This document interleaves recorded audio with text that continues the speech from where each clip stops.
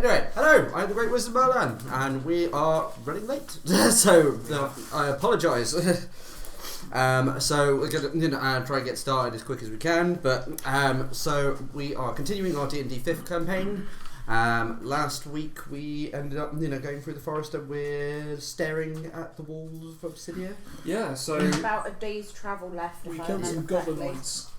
Yeah, so the group left this very, very small village town of Saxton because they had been tasked to try to get to Obsidia because none of their other messengers had seemed to get there, based on the fact that they'd had no one return. The group started venturing out, and barely a day out, and they encountered more goblins and a hobgoblin and his bugbear friend, which caused the group a couple of issues, beat them up a little bit. But they managed to overcome. A few more days in, and they came across some bandits who obviously had laid a trap for anyone coming through. Whether they knew it was this group or not, who knows? Mainly dwarves. Yep, mainly dwarves. Bloody dwarves. But well, either way, they died quickly. Yep. Another day's journey, and they managed to find the edge of the forest. At which point they overlooked the grand city of Obsidia.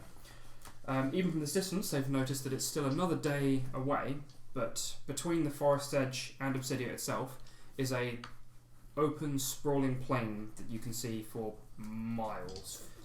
Full of the suburbs and farmland and stuff, I'm guessing. Yeah, you can see the odd farm dotted around here and there in the in the plains land. A few people here and there who are starting to venture out from Obsidia. Several miles along the side of the forest, you can see a few people camping, maybe ready to travel through or travel up the side of it. You can't be sure without necessarily going and speaking to them, but that might take many hours. Every single one individually. Hello! But yeah, so even from here you can see that the walls stretch hundreds of feet into the air and are almost pure black, which the name Obsidia starts to make some sense based on the material itself. Obsidian. I'm sure there's a link there somewhere. Yeah. Even at the distance here, again, you can see gates periodically spaced out along the walls, but each one is clearly several miles apart. Probably more, based on the distance that you can see them. But say, exiting the edge of the forest. It's only been sort of a couple of hours journey since you got up. Okay, so we have slept since the last fight. I couldn't remember. Oh yeah. You'd slept. You travelled a bit after the fight. Slept. You've been travelling for no more than sort of 2 hours at most before you came to the edge. So it's about 9-10 in the morning at the moment, based on the rough sort of time you get up. So it depends on whether you guys want to look at making the full trek now, or if you want to spread it out. Well, we've only been awake a couple of hours, so I think push on.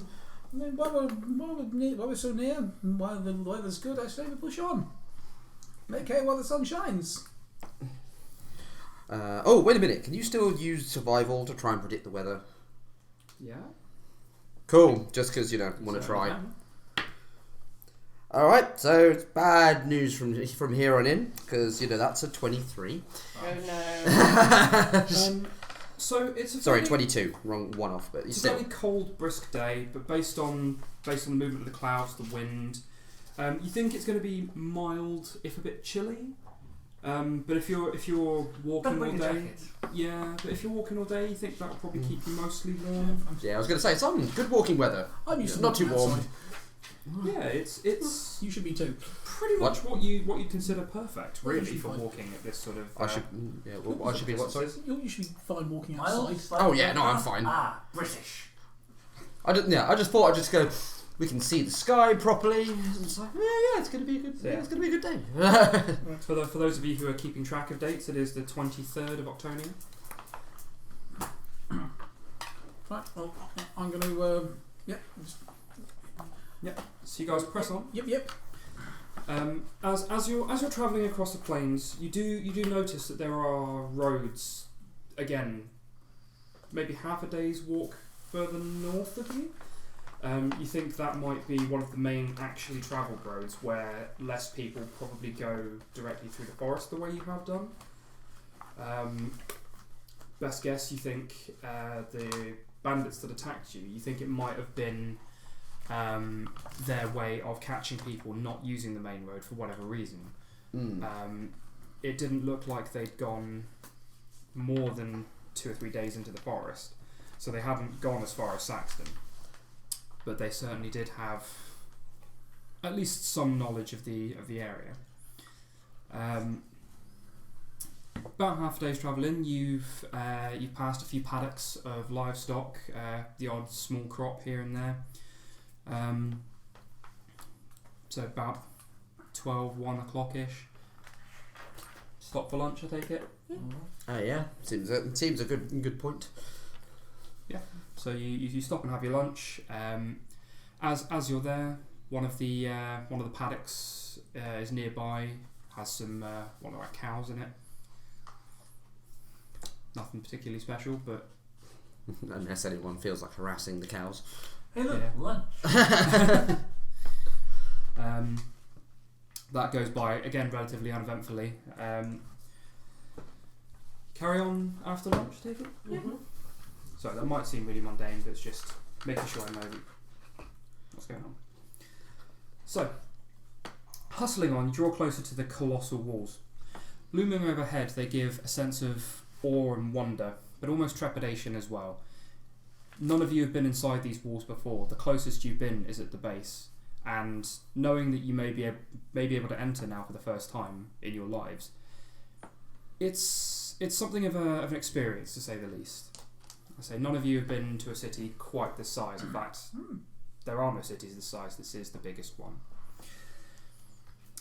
As you're drawing closer, you see more defined campsites around the base of the wall, a lot of them clustered around where the gates are. From the looks of things, and from your knowledges in particular, you two having been part of trading caravans for one reason or another, you know that a lot of people trade outside the gates because a lot of the traders come to the gates. Some of them don't have time, or they don't want the hassle of going all the way into the walls, so they'll go to the gates, trade. Some of the traders come out, bring things back in, bring things from inside outside. So the hustle and bustle around the gates, even though they're relatively rudimentary campsites, is still fairly impressive, and some of the things you can get there can be kind of exotic depending on which side of the city you're on. Further to the north, you find things from other continents thanks to the location compared to Port Saltwash. Further to the south, you find more magical items based on its proximity to Sorketh. Oh yeah, I remember that bit.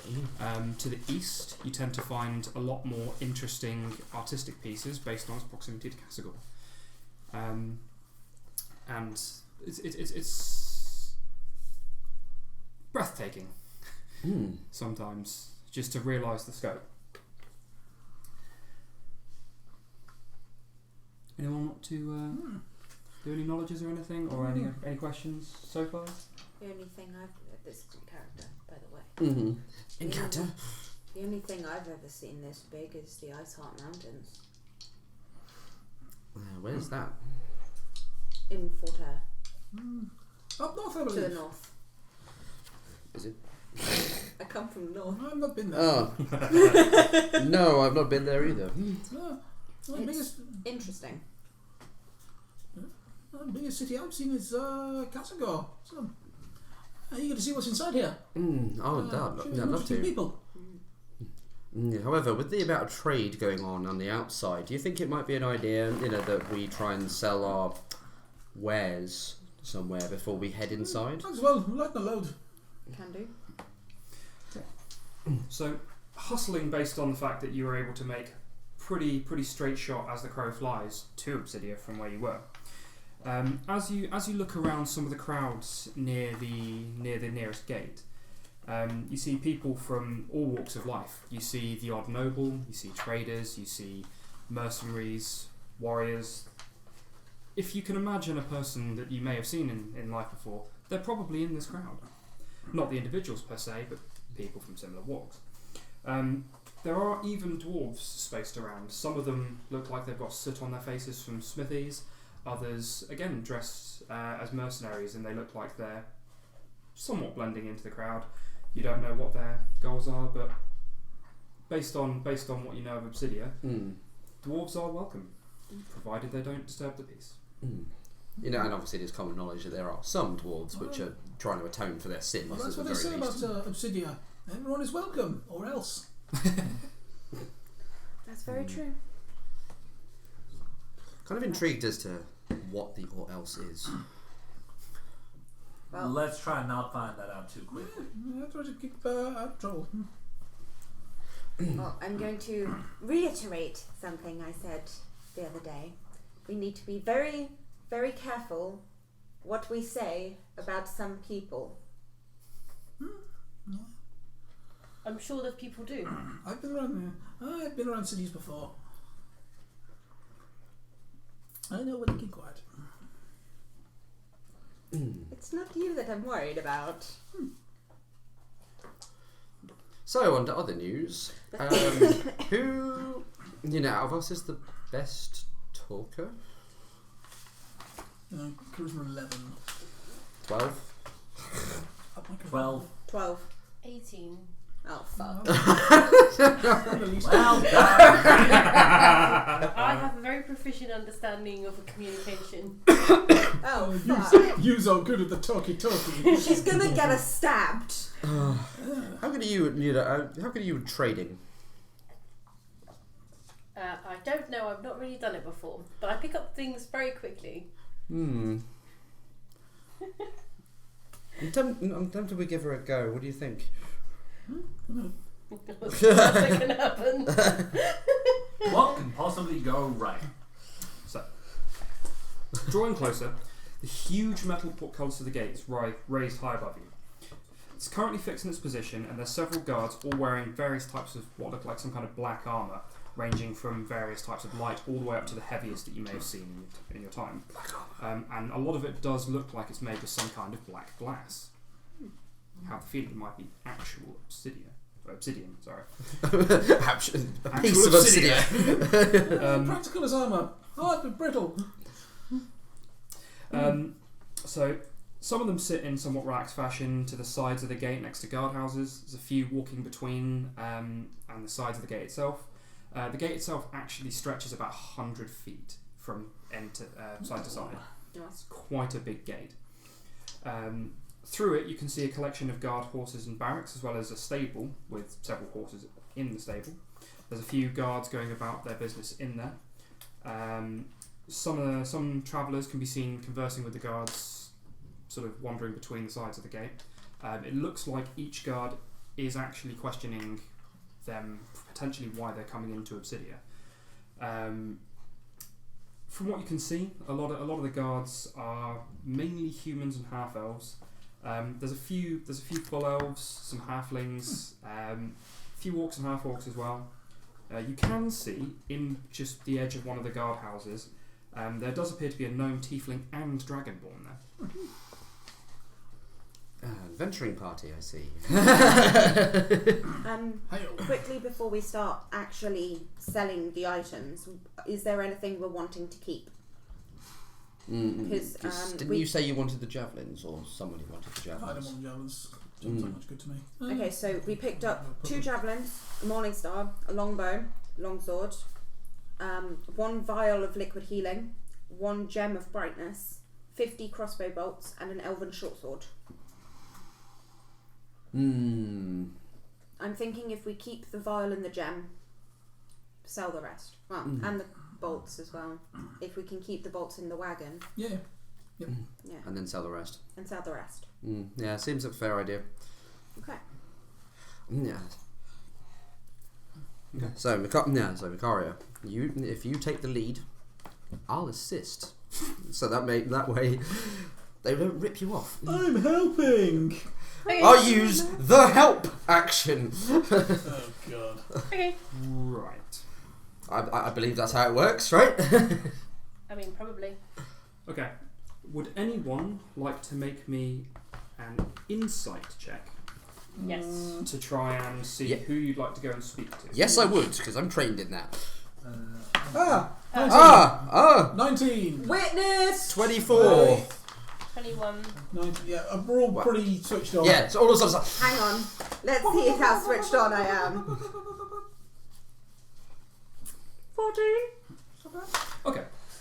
So you can see that there's several of the more prominent traders don't appear to be trading in weapons. They look like they're trading various supplies like animal pelts and meats. You do notice a few people slightly closer to the wall, somewhat to the left of the gate. They've got a couple of makeshift stalls put up with some weapons. There also appears to be a couple of people with an anvil that are just sort of hammering away. What Just if our weapons aren't doing a particularly bit good of magic quality? work. Maybe the Smiths will buy them for raw materials. Possibly. Except for that elven short sword. Let's go see, shall we? probably the best idea. So, as you get closer, you can see that they've got a range of various basic weaponry. There's a lot of them that have various inlays of gems just on the hilt. It looks more for ostentation than anything else. But as you get closer, you see the person stood at the stall appears to be a half-elf, and the person hammering away on the anvil next to him looks like he's just doing a few sort of bits and pieces. Who knows? But he is a dwarf. Salutations! Greetings, and how might I help? I'm here to commence trade with you. Very formal. Okay. Are you buying? Is there anything in particular you're looking for? No, we're looking to sell. Okay. Do you have what you are looking to sell here with you? I switch and look at you. It's in the cart. I point to the cart and show the. I will pull the blanket off the cart. Okay. So he steps out from around the side of the thing, taps the side of the table, and calls over, "Dwarf, just keep an eye." And he goes, "Alright, elf." Half, and then steps over to where the cart is. So he starts to have a look, and he starts praising it.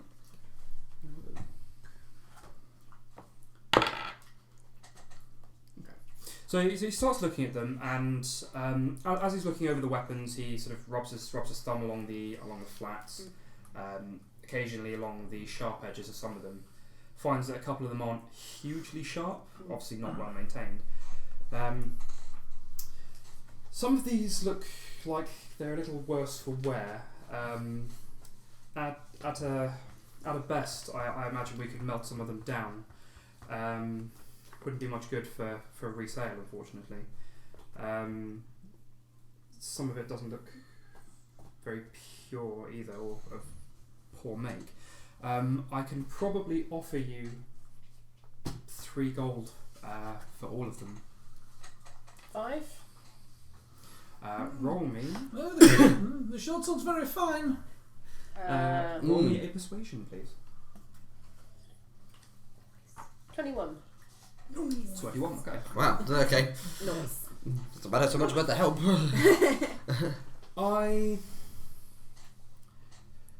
I'll be honest, the slightly better quality of the elven short sword is what makes up a large majority of the price I'm offering you. If you are able to throw in some of those bolts you have down the side, say 20 of them, I will stretch to 5. We had 50, didn't we? Yeah.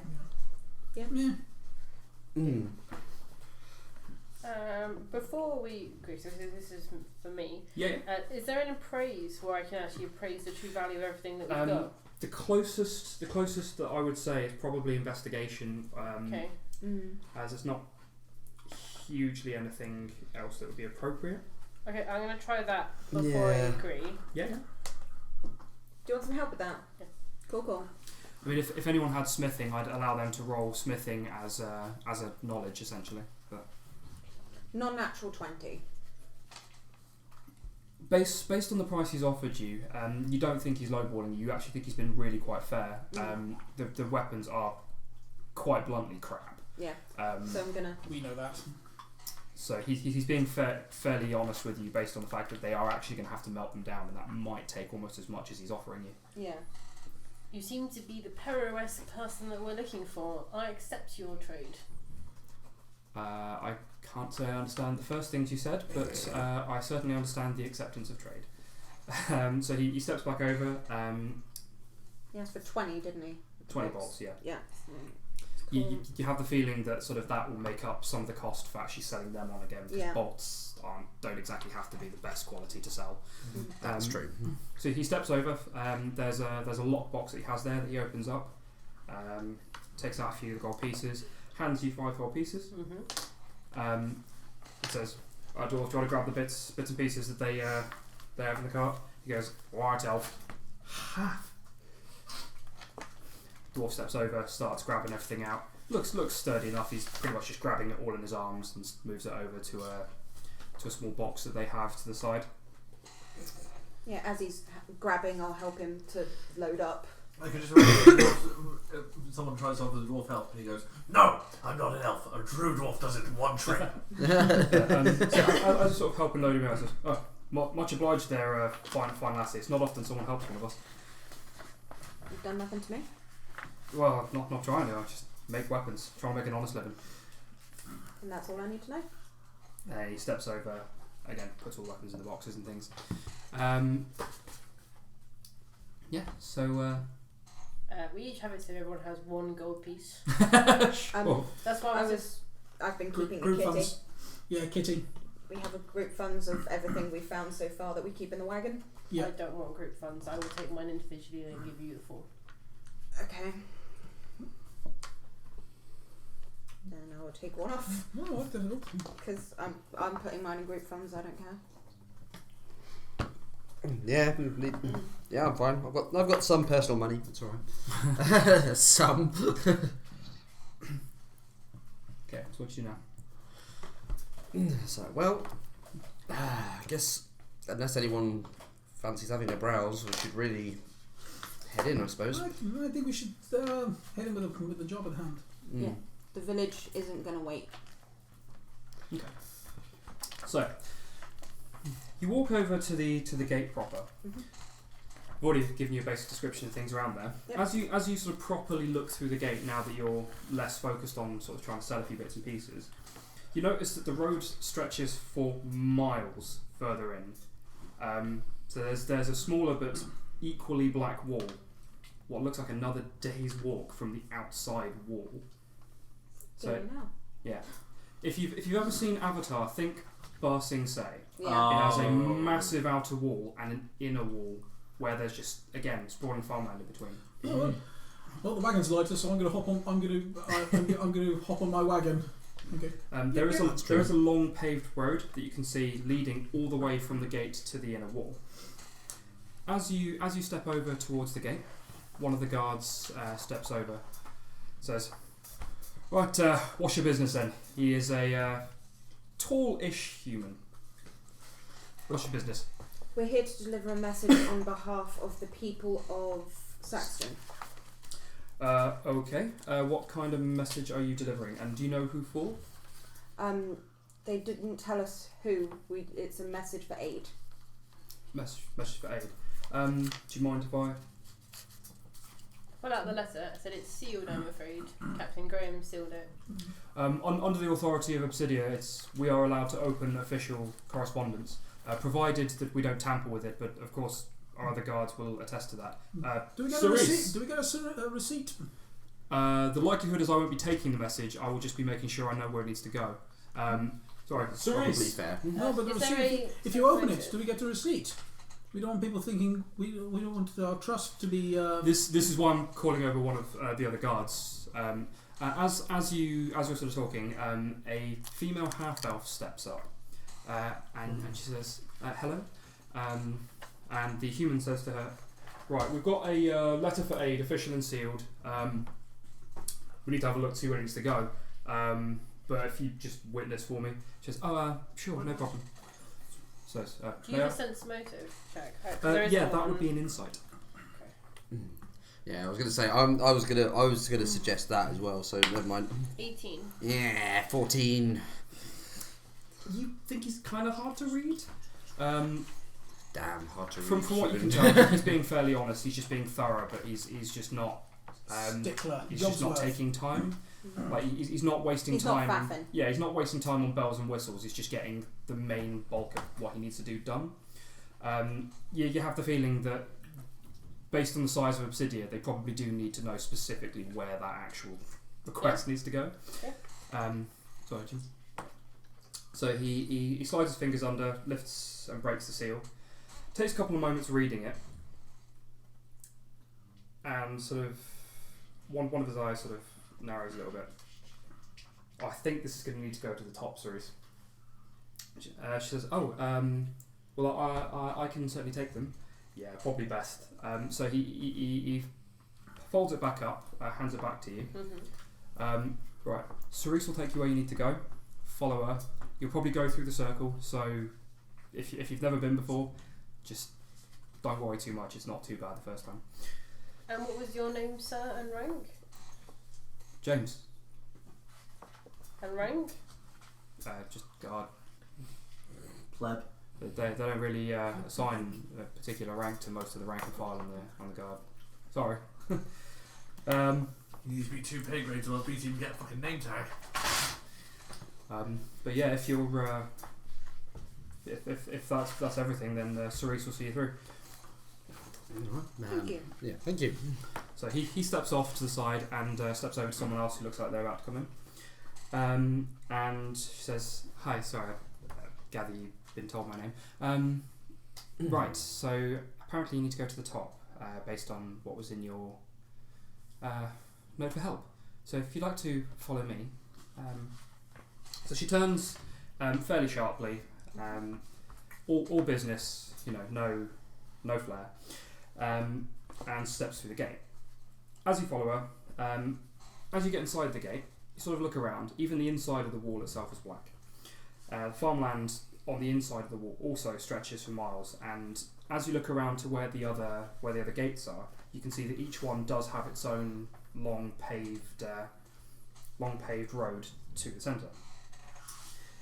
There's the odd dirt track splitting off from the paved roads that lead off to, again, various farmsteads, and there's various crops and paddocks littered around. Each of the paths, even sort of now 5:30 in the afternoon, you can see that all of the paths have people on them, sort of wandering to and fro, whether they're going to their livestock, their farms. You can't necessarily be too sure.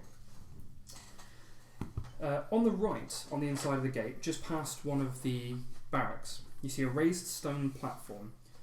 From what you can see, it's 30 foot from one side to the other, and there is what can only be described as an arcane circle etched onto its face. She begins stepping over to it, and as you look at them, you can see that they're complex. They are complicated. Rising from the side of the stone platform is a stone pedestal, and just on the top of it, on its face, there are some equally as complicated runes and such. Can I do an arcana? You certainly can try. Do. 12. You haven't got a clue. Oh damn. This is well above your pay grade. Oh damn. Alright, can I do an arcana? You certainly can. 20. Unfortunately, you also don't have a clue. These are above what you've been learning previously. You have the feeling that this might be a good 4 or 5 levels into advanced magic, which is why you're not quite sure what the deal is. Based on the fact that she's walking to it, though, rather than along the road, you think it may be some kind of teleportation. So there's no gates in the wall at all. So no gates in the wall at all then. In the inner wall. You stepped through the gate portcullis. No, I mean the again, inner wall. Oh no! From the distance, you can see the gates in the inner walls, but That's for the they're smaller. staff. This is for the people who work here. Yeah. What are the So- IPs? Yeah. So this is in character. So what's all these squiggly lines? Have you ever been to Obsidia before? Never. No. Oh, this is the transport the transport rings. So why not? Well, the city is rather vast. I mean, as you can tell, just getting to the inner wall is a day's walk. True. It's unrealistic for guards on duty to always have to step to and forwards, and then people on business often need to go quickly. Many of the residents and locals choose to walk because they see it builds fitness, but this is faster and more efficient.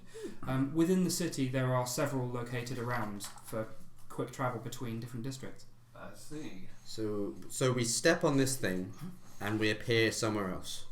That's a simple way of putting it. Yes. Speaking of, if you could all step on, your wagon, your dog and wagon will be perfectly fine to come on as well. It transports objects and animals. I have a feeling I ain't gonna like this. Ever any accidents? I don't know, like a leg going through and the rest of the body not? Not. So let's see what's on the other side. Less talking. Not as far as I've heard. All right. Quite honestly. I step onto it. Yeah, I'm stepping on. Yep. Well, blaming you if something goes wrong. Take the nag. Yep. Straight and reassure her. As you say that, I'm going to lean forward. Blame me. So she steps up onto the circle as well, and on the raised pedestal, she taps a few of the runes in sequence, and each one begins to glow red as she taps them. Once she's finished tapping, the circle itself starts to glow red. Glow red. It's growing! No! Glow red. As the arcane energy crackles around you, you suddenly get the feeling of weightlessness. You're blinded as though you've just been hit in the face with the morning sun. You can't see anything. Your vision just goes white. You get that feeling of butterflies in your stomach. I mean, this is not a way you've ever travelled before. A few seconds, and your weight sort of suddenly comes back to you, almost knocking you off balance, but not quite. As your eyes and ears begin to adjust, the sights, sounds, smells, all of city hustle and bustle almost begin to assault your senses. There's people all over the place. You can hear conversation, laughing, shouting. If you've heard it in the city, it's probably being heard here. You can smell so many things: sweat, perfumes, armor oils, various foodstuffs. You can smell what smells like weird powder. Okay. Interesting. There's so many things that just to pick out one particular thing could take you hours. It's Eye of King Power. I bet my life on it. I say we quickly conclude our business and then see what this fine city has to offer. I fall to one knee, kind of cradling my head, but it's like, oh, I was right. I did not like that. Yeah, just.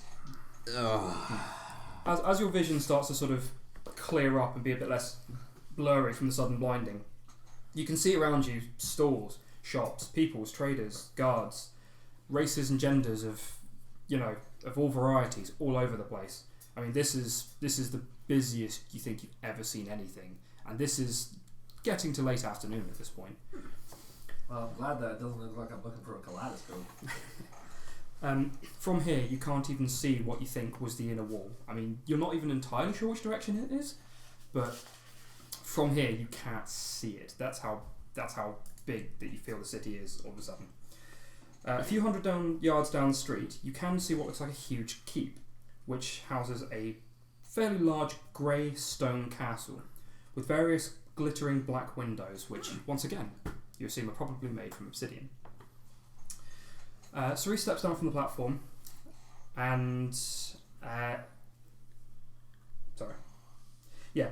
she steps down from the platform, which is as complicated as the one that you stepped on initially. You can tell that a few of the symbols are different, and your best guess is that might be one of the ways they locate each platform. Best guess. She stops a moment and says, "You coming?" Step off the platform. Sorry, yeah. admiring the view. Never been here before. It's all a bit new. Busy. Overwhelming is one we hear quite a lot. Yeah. Castlegar is busy, but nothing like this. You know there could be so many people in one place. So many different people. Tell me, Cerise. No one's who are fighting we or speaking going with to each other. see? It's very strange. We're going to see the Lord of Obsidia. He would be the one who deals with the type of aid that your Saxton is asking for. That makes sense. Could you tell us a bit more about him? I've never heard much about him. I can't say I've spent much time talking to him myself. I'm just one of the guard sergeants. He's human. His family line, the Or is he a Talbrooks. dancer? His line, the Talbrooks have been tending the city for some time. They've been the Lord of Obsidia for longer than anyone alive can remember. I'd wager. Is that one of the names I recognise? Because I remember you saying that there are a couple of names I know, but I don't have them written down anywhere. That is a name that you'd recognise. If you are even remotely in tune with sort of noble names, the Talbrooks have been in there isn't really charge. a knowledge nobility. So You would be able to do history in that regard, history. with sort of a view more towards nobility. Yep, I'm not going to know that. 19.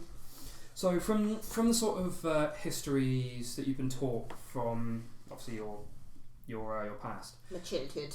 your childhood, you have come across the name a couple of times. They've been functionally lord of the city for better part of 200 years, give or take. You're not sure if it was their family beforehand, but theirs may have taken over from the previous family. They may have been forcefully elected in. You're not quite sure, but there's not a lot of sort of history text in Mistgate for that kind of thing. Yeah. But yeah, the Talbrooks have been in charge for a while. So Did I read anything saying about what sort of people they are? If they're just, just fair, but they've been known to make some of the harder decisions. On occasion, something's come up and they've had a fair but firm hand. So, if that's all. I mean, I apologise. I don't know much more about him personally.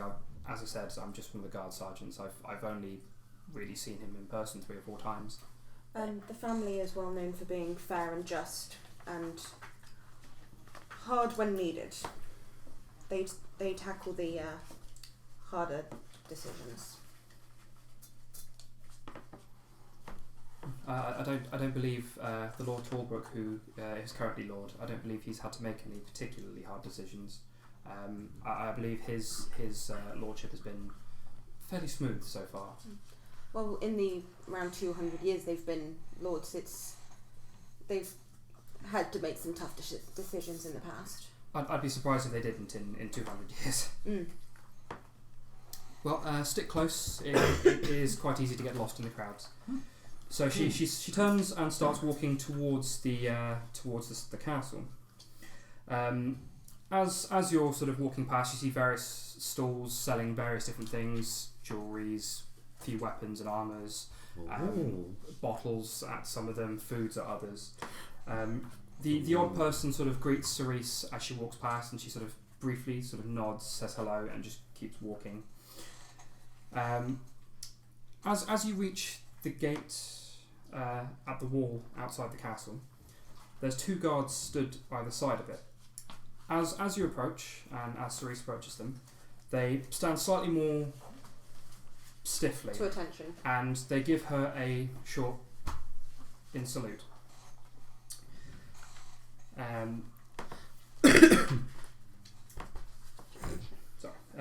She says to them, I have a group of messages from Saxton with an urgent message.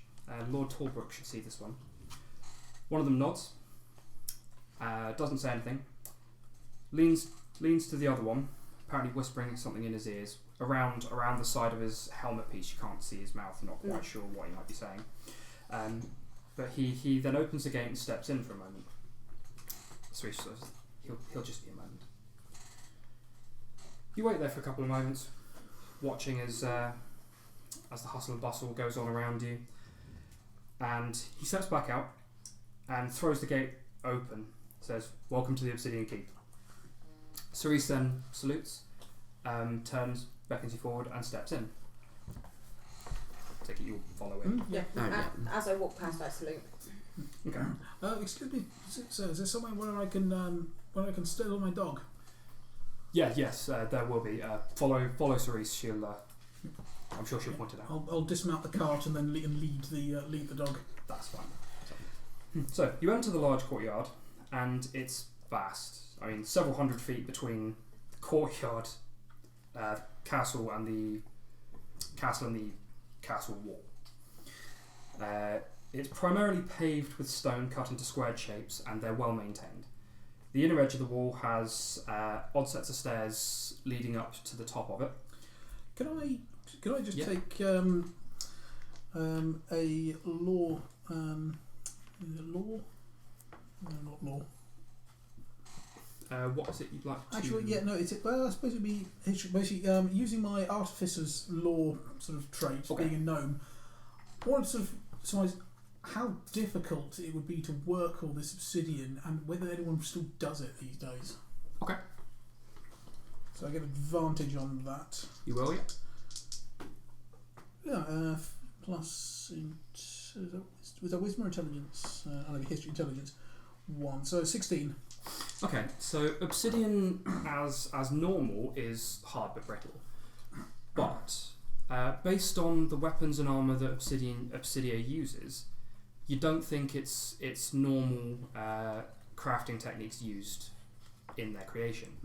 A lot of the sort of books and things about the crafting coming out of Obsidia, they've got methods of some kind that actually temper it fairly well, considering it's almost functionally glass. And it's a lot tougher and stronger than you'd expect. I mean, it's on par with steel after they're done with it, and they use it quite regularly. Even a few of the stalls that you saw as you were coming in actually had completely black bladed weapons. I want to buy some. When we're done here, I might go to the market, see if I can get some obsidian bolts. Blades are sharp. That's true. And even if it's not good quality, obsidian splinters.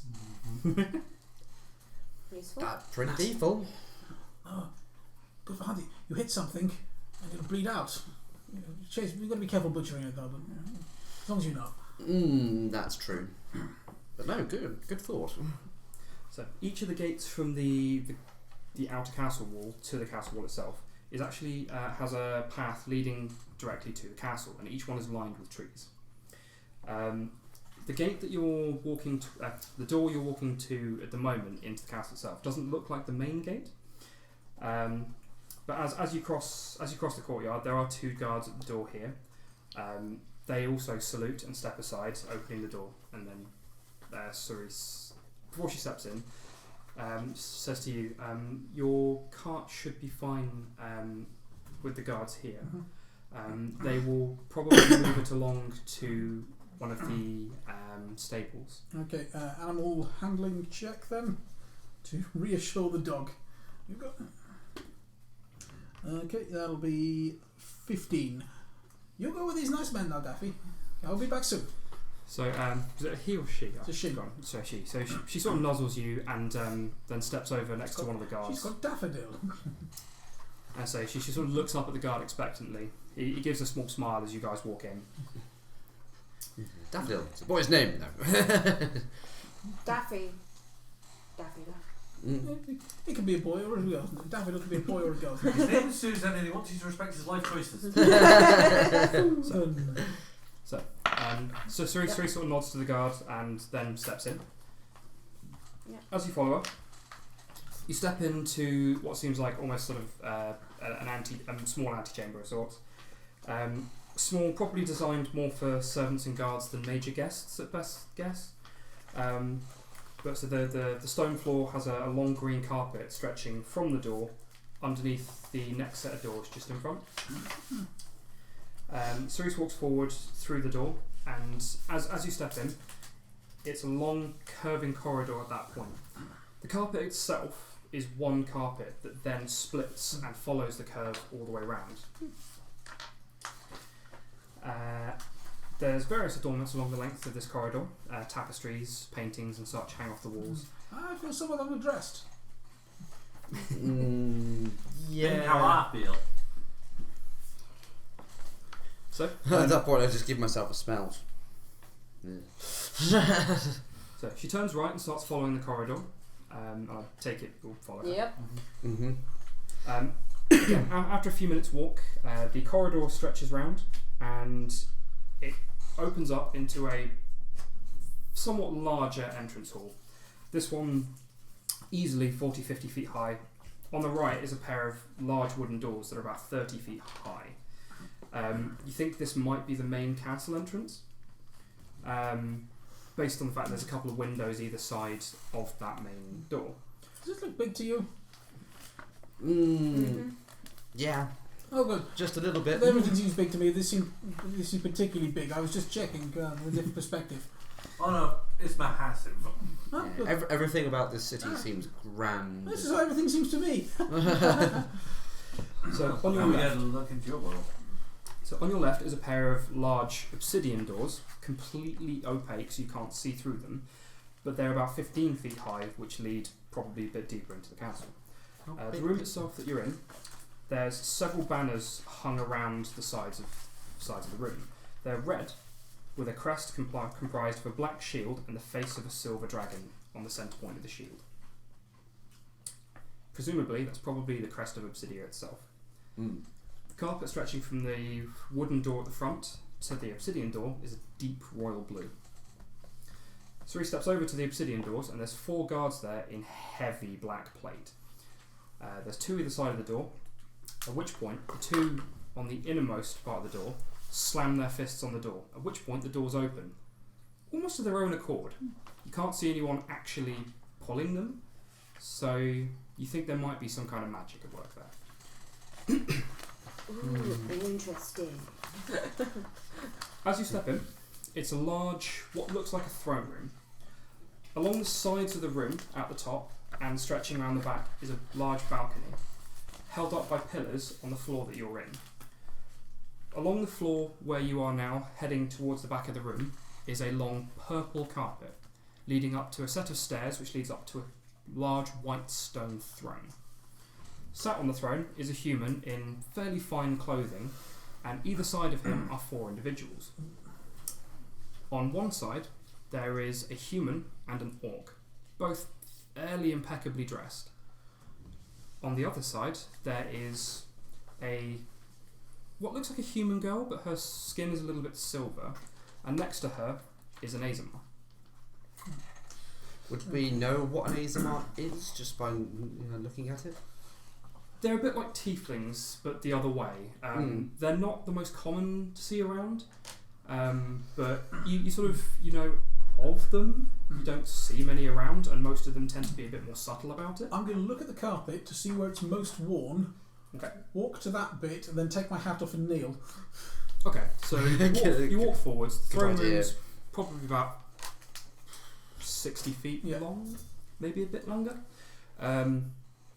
You step forwards, and there's a little bit of wear at the edge of the carpet, but not a lot. Yeah.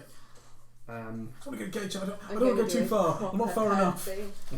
As my Definitely. past has taught me, I am proper curtsying. Even though I don't have the dress to do it properly, I'm still doing it properly. Sure. I take it everyone else walks up as well. I am walking up, but while I'm walking, I'm pondering. It's like, we used a blue carpet out there, now it's purple. Why? Take my hat off and help my weave as it Hanging fall off the out. balcony behind the throne is another one of the red banners with the crest on it. I'm still writing as I walk. Okay. Yeah, I'm going to walk up and get ready to So Cerise sort of walks alongside you, salutes, and says, "My lord, these messengers have a message from Saxton." The Lord speaks in a deep but kind voice. Says,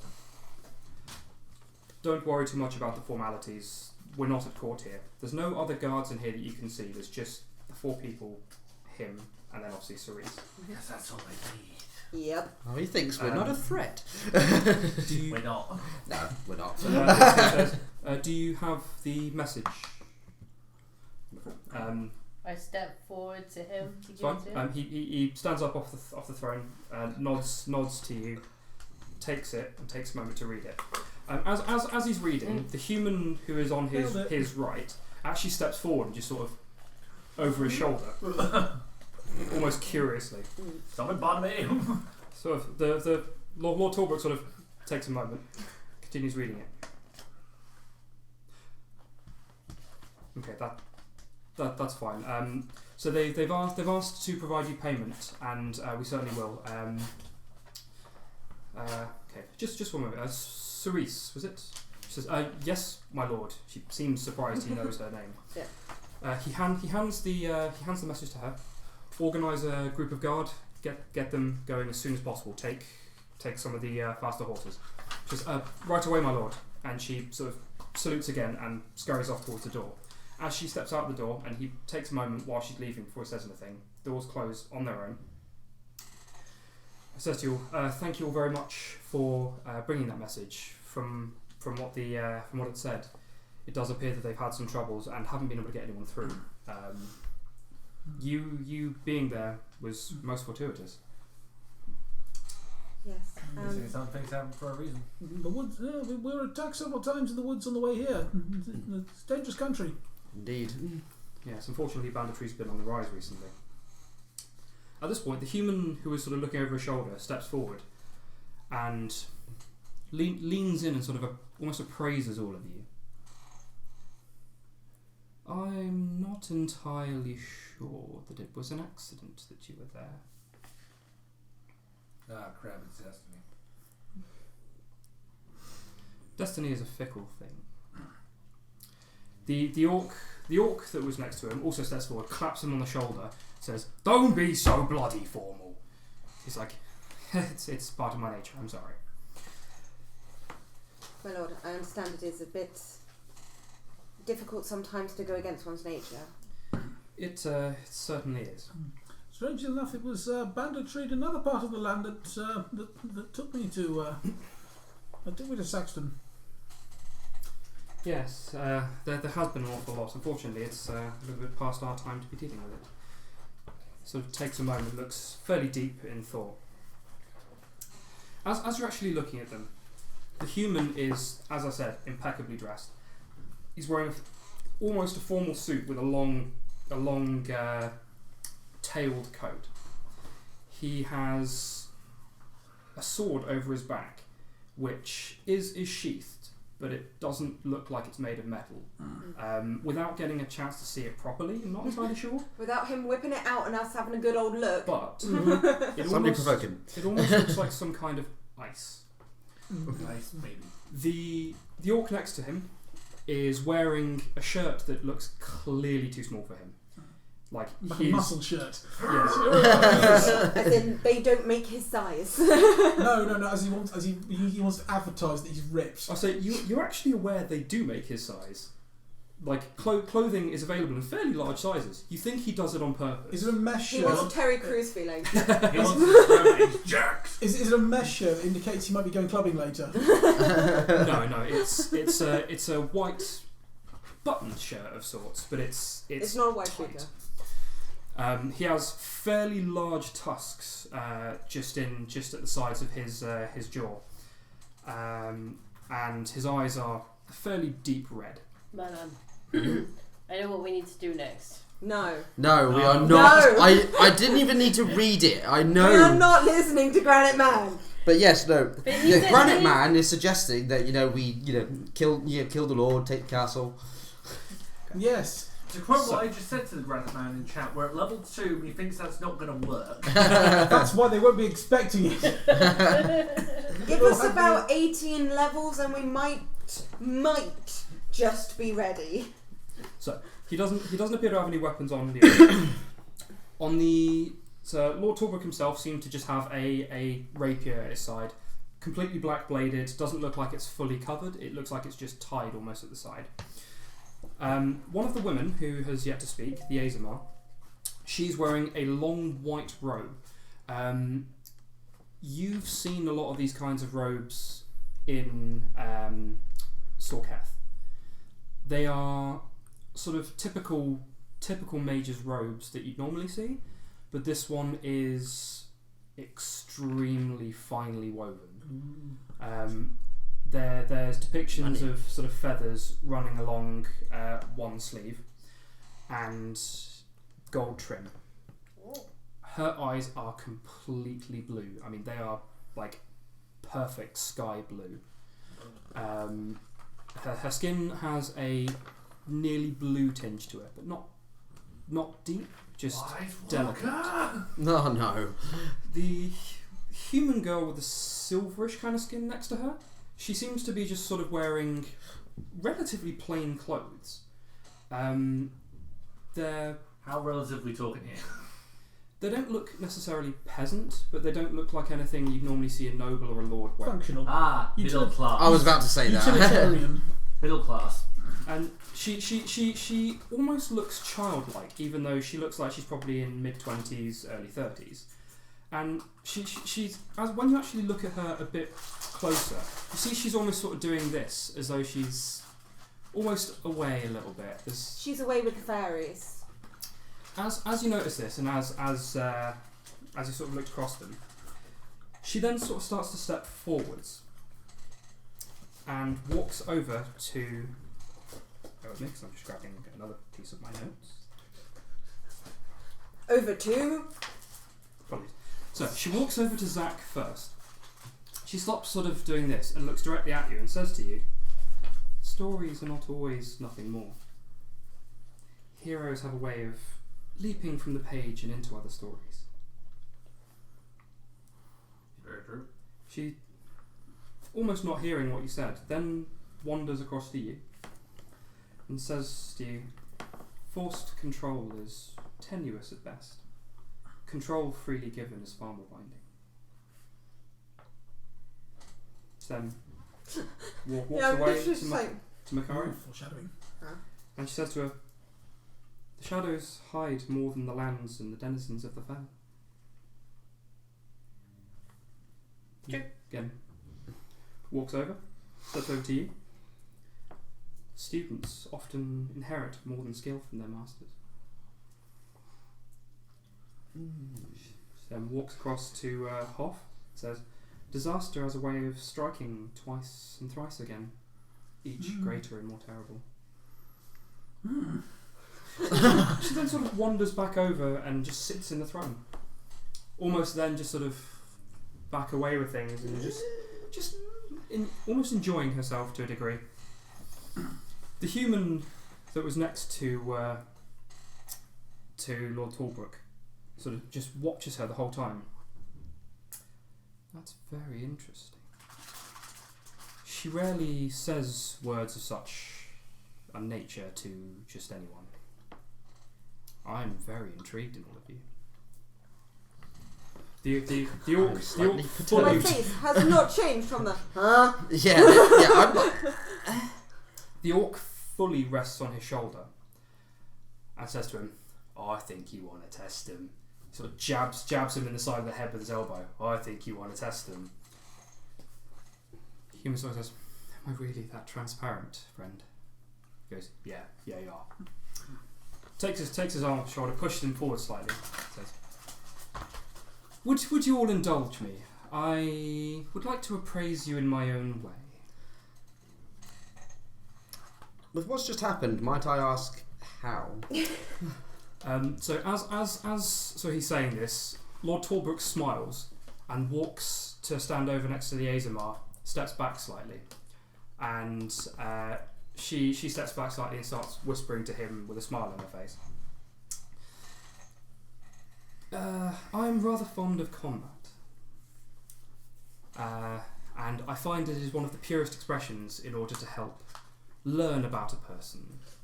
I actually start cricking and cracking my knuckles. Is this the human talking? It is, yeah. "Good sir, if we are going to be acquainted in such manners, I know this is not a formal setting, but could I kindly request the names of the other people present apart from Lord Talbrook?" You most certainly can. My name is Lord Lysander Isidore Fgrave. As he says that, Can you spell that for me? How am I meant to spell that, Cassus? You have a way with words. Lys Oh. Ander. Yep. Isidore is Isadore. Yep. Fgrave is Ephgrave.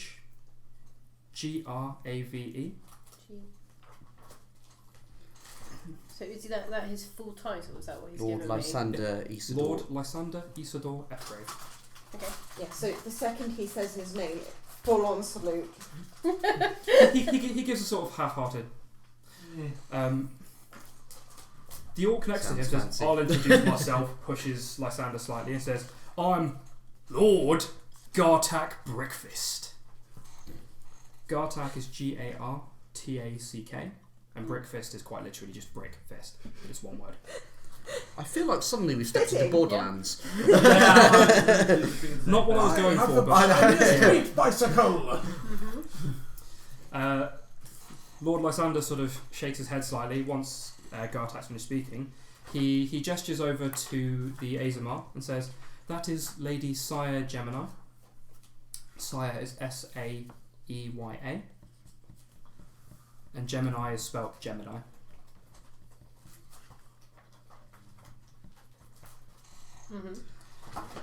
Obviously the Lord Michael Talbrook, I assume his reputation precedes him, always does. He looks over playful at him and Talbrook just rolls his eyes and shakes his head. And the lovely lady in the throne is Avelia. Avelia. Did she actually get introduced as Lady Avelia, or Nope. the lady He is just Avelia? said Avelia. Hang The on. lady is Which we Avelia. can't Yeah, that's what I thought. Okay.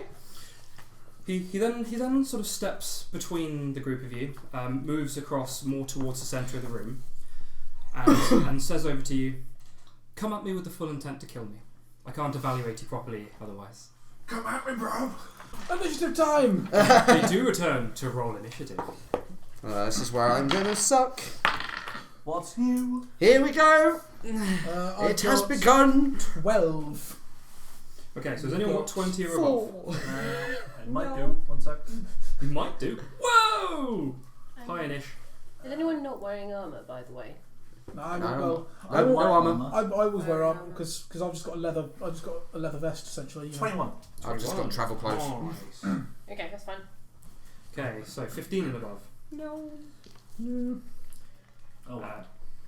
Okay, 10 and above. Mhm. So 12. 14. No. I still reckon I win on the losing scale. Well, That's yes. not how it works. 8. Yeah. Oh, I've said it before. I'll say it again. We had a vote on who the biggest loser is. You came second. Oh. Why not first? You can't even. Yes. properly. Yes. You Divide came that second value by because you're a 2. loser. Yes. Yeah. Can I have another one of these squishy things? Carson. Forgot your character's plugged in here. I don't know. Disappointment. Failure. That's too many. Okay, so as everything's about to kick off, Gartak shouts almost sarcastically, "Have fun!" Zach, you're up first. Cool. Right. I'm gonna pull out the crossbow. Oh well, this is the night the bitches have to die. So he's currently got his arms behind his back. Oh, you fucking goading bastard. You He shitbag. He is smiling a little bit. 15 to hit my crossbow. At current, yes. Oh! Oh, add current. Yeah, he hasn't buffed himself yet. It's more that he looks like he's purposely not moving. 6 points of damage. 6 points of damage. Okie dokie. Okay. He sort of looks at you as the bolt hits him. He doesn't move very much. Okay, anything else? No. Cool. Macaria. I step to. Wait, what the fuck is your name? Carson. She forgot your name too! Just unforgettable. I pull out a piece of cured leather and cast a spell on you. Mage armor. I put a spell on you. And now you're mine. So how does mage armor work in D&D 5th? So your AC becomes 13 plus your dex modifier. So You're still technically unarmored. So 13 plus my dex. Modifier. That's exactly my armor class. Don't you get unarmored? Unarmored defense, anyway. Yeah. Yeah, because you still get the other bonus on top Get of that that. stacked. That does add on. Oh, right. So Okay. your wisdom, is it? Yeah. So plus my Yeah, wisdom. so you add that as well. Sorry. Yeah. Okay. In that case, yes. Woo. Thank you. Okay, it lasts for 8 hours. You're good. I'll forget by the time it wears off. Okay. Is that everything? Mm-hmm. Okay. Hoff. Okay, I'm alright. I'm going to look around me. Off to my side, what kind of cover is there? There are pillars around underneath the balconies that hold it up. Right, I'm going to be running to a pillar while taking my crossbow off my back, Yep. and then basically baseball slide into cover. Awesome. Okay, you taking a shot as well? From I around the side of cover? don't think we'll be able to, will I? Yeah, you'll be That's able to. one move. Oh, right, yeah, and then click. And Hunter's Mark. Hunter's Mark. Nice. Ooh. Okay, so I believe Hunter's Mark is a bonus action to cast. It is. Hunter's Mark is a bonus action to cast. Okay, so you deal extra d6 to him. Yep. Whenever you damage him. Mm. Okay. And then I attack. Roll to attack. 9. 9 will not hit, unfortunately. No. Fortunately, it sort of sails past him. He sort of looks over to where you are. Yeah, I'm in cover. And you're in cover. That's fine. Cassandra. Okay. I'm going to use my bonus action to activate my Crimson Right. Okay. Some dickhead. Hand along the blade then. Yeah. Nice. Okay.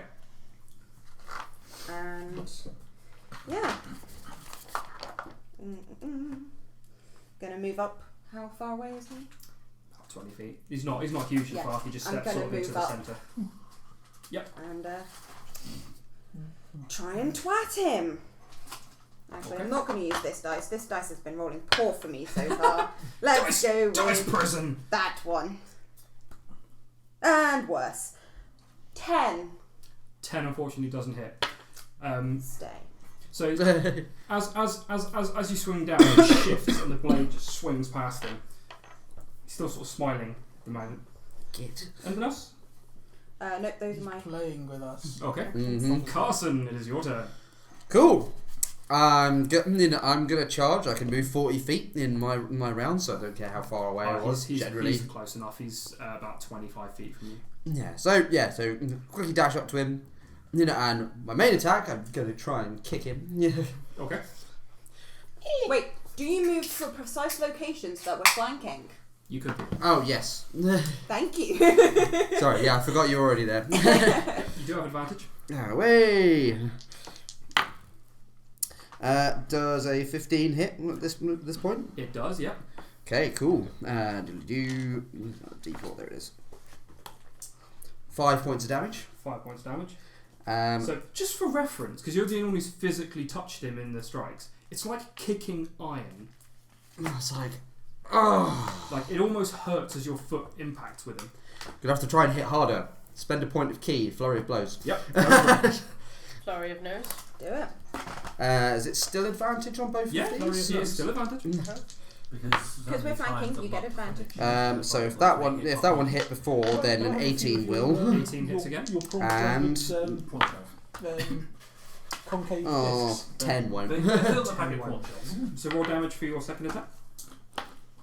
Ooh, 6 damage. 6 So damage. slightly harder. Nice. Um, Okay. They remind me of that other So- bird named after the kind of rope.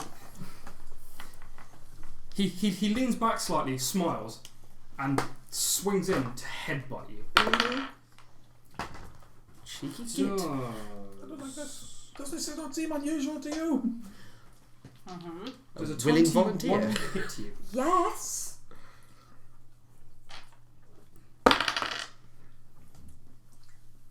You take 9 points of damage Okay.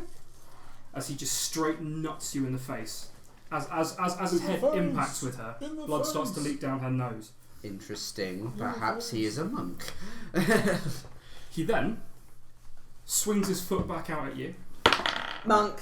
It could still be a fighter. Does a 28 hit you? Monk. Yes. Action crossbow bolts soon, isn't it? Throwing them back at us with his mind. 10 points of damage. Ow! Mind bullets.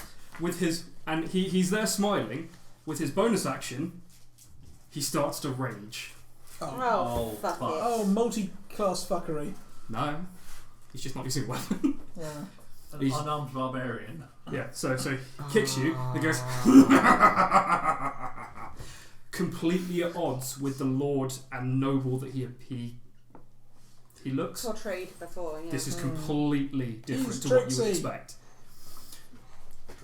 Background to Zach. Again. Hopefully, if he's raging, that means he's 80 years old. Oh look, I am a bit perturbed. Does a... Oh, it's 15 again. 15 will hit. Good. God damn this consistency. 6 points of damage. Okay. Why do I have to be so consistent? Halved to 3 because he's raging. Shame you're not consistently good. Oh. Hey, Oh! Just saying. I'm Leon, not Merlin. Yay. Anything else? Reloading. Okay. Macaria. I need 5d8. There's two. Okay. Hang on. If Hang you on. take all from mine, then. Oh, okay. 3. Yeah, because I've got another 2. Okay. So sleep is different. So Yeah. So,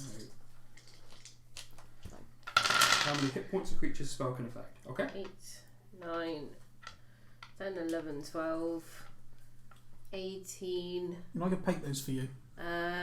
18 plus 7, 25. 25.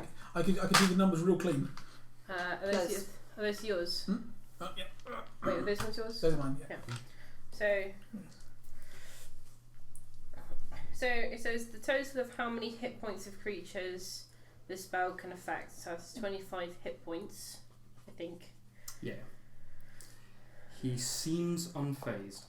Oh. Basically, get sand and get to go. Okay. Pocket sand! I'm not sure I didn't get. Me thinks we need to kick him in the teeth a bit more. I'm ready for my No. boots! Is that everything? You moving at all? And I pull out my gun! Huff. Right. Shoot him in the face! Does seem unusual to everyone? Gartak actually shouts over from the side. No, that's actually quite normal. Oh, damn it. 12. 12. 12 will not hit, unfortunately. At least it wasn't a 1, you shoot Gartak.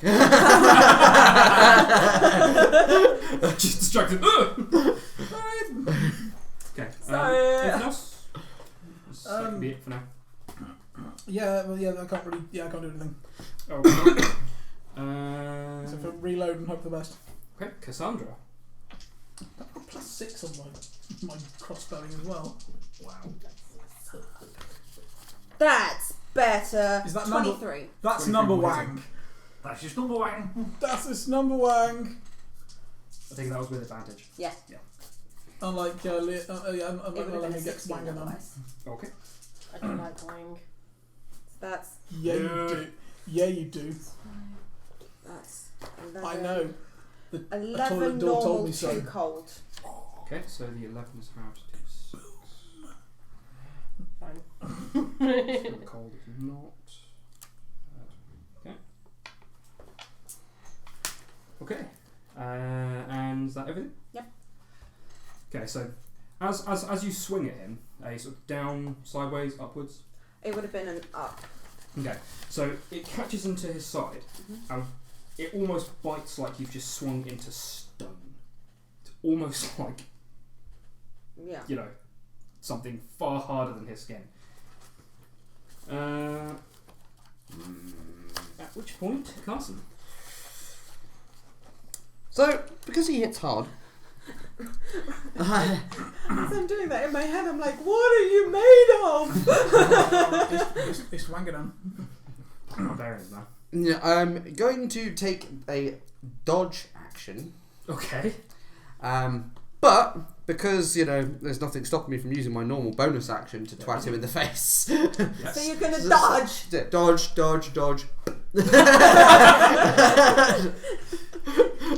You're still flanking, I take it. You haven't moved. I haven't moved. Okay. Fucking the eyes. No. That's cocked anyway. He's issued a challenge. I'm not going to back Oh, down. that's fine. until I'm pretty sure it's you know, going to hit. Does a dead or 22? dying. A 22 will hit him. 5 damage. Yay. Fairly consistent. Yeah, Have to. he challenged. I'm not going to back down until I'm dead or dying. Oh. Okay.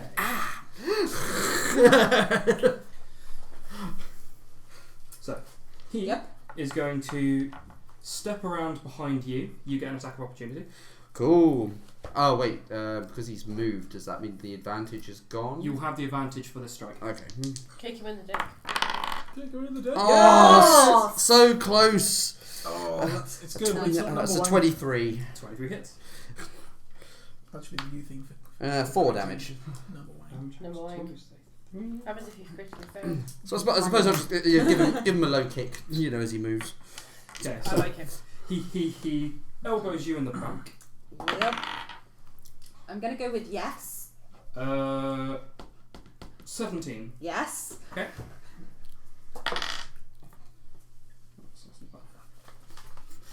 8 damage. Just imagine he's moved and I'm still there going. At which point he's then going to step again, at which point you get an attack of opportunity. Okay. Standard roll, not advantage, because currently not flanking. Yep. I'm going to need to check something with you in a minute. Okay, okay. That's Wait, number one. That's number So one. all That's the his dice, number all the dice you one. roll for the attack, roll twice, and then add it to your damage modifier. Okay, Your so strength what do you mean? modifiers.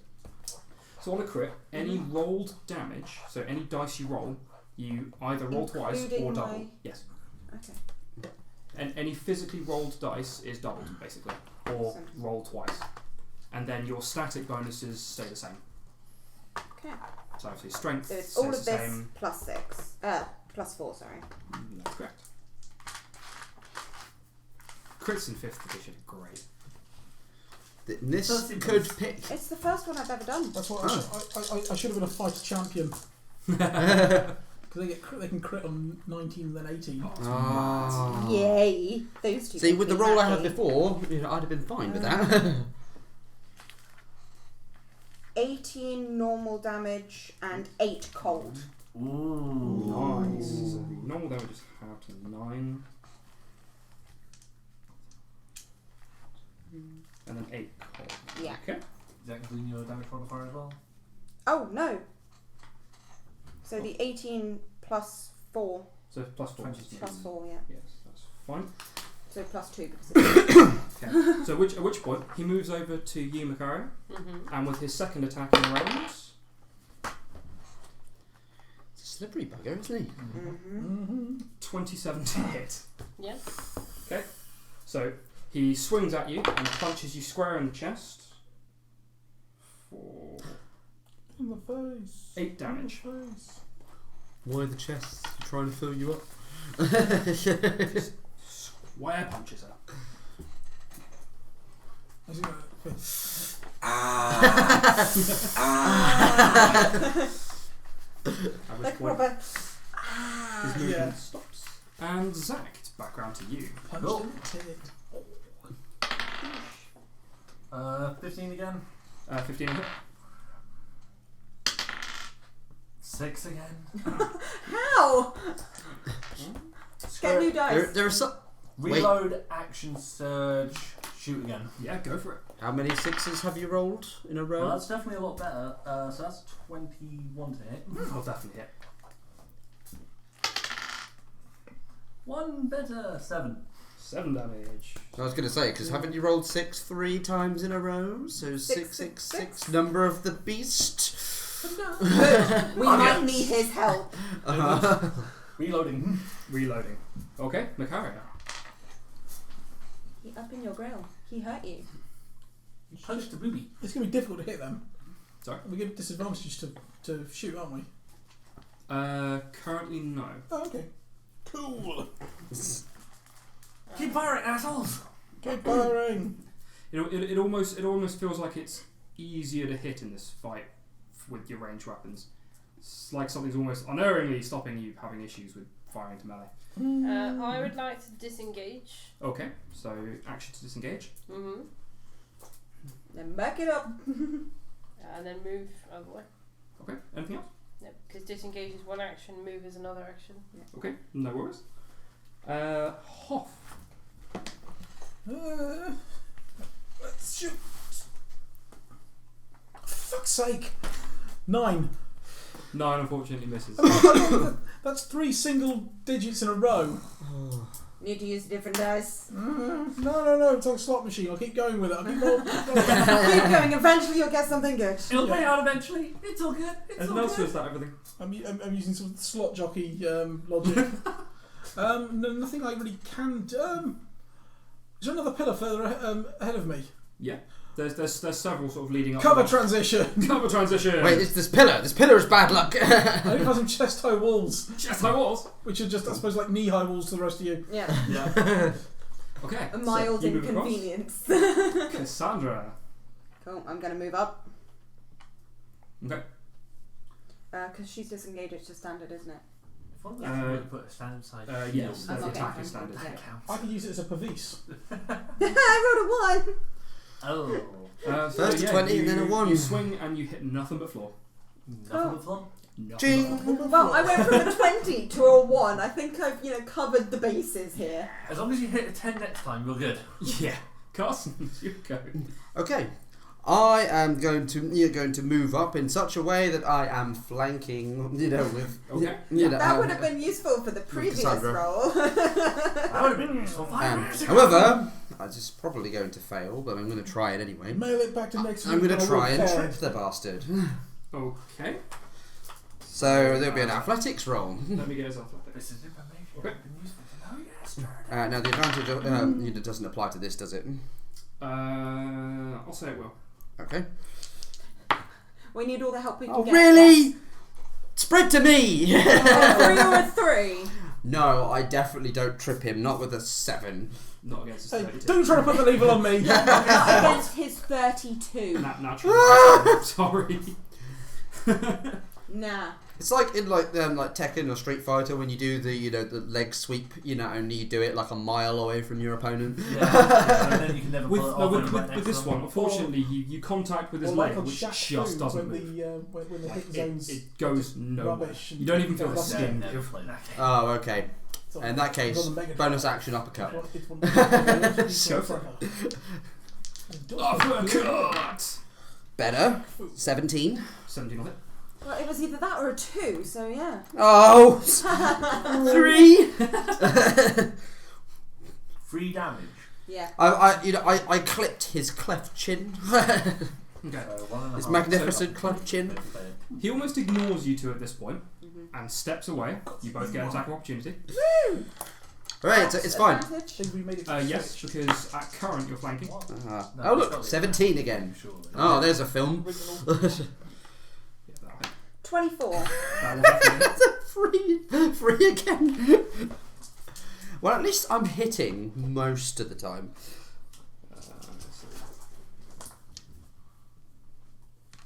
Why Burke's not hitting? It's because you keep hitting? So that's It's fine. I rolled double 3, so hopefully that'll help. 11 normal, 3 cold. Okay.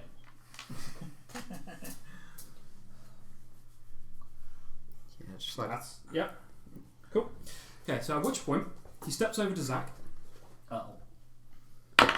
It's making the rounds. Hi, buddy. You do 23 Punching to hit. everyone equally. Yeah, Did I yeah, funnily enough. Don't straight punch your soul out your body. 9 points of damage. Bastard. And then straight away, after punching you, which pretty much clips you in the shoulder, he then brings his knee up and goes straight for your gut Hadouken. with a Yes. 16. Yes. Okay. potentially the lowest he's rolled. 11 points of damage. Okay. So I'm going to be popping my second wing in a second. Sure. What are you and on? that is taking away 11. I'm on 7. I'm on 5. Just you. Roll me a perception. Shit, I need to look. What's the range on my wound fixie Nope. thing? Well, what did you get total? Touch. I think it might be touch. 14. Although you do see it. Okay. It's not subtle. Slightly, so I'm not sure. His eyes are changing from what looks like a green colour to a very bright orange. The green beast. Green is kiddie yeah, mode. the map is Orange wrong. is hardcore. And What? you almost think that his Yeah. nose is starting to elongate. He's a changeling. Actually, Burn it. ignore that. I forgot something completely wrong on my sheet. Okay. So I do not see any of this. Again, what was the total? Yeah, touch. Ah, okay. 4. You do still see the eyes. Oh, damn. Even with that, you see the eyes. You don't notice the nose, but Dragon. you notice the eyes because they are obvious. It's almost Might like be they're wet. glowing orange.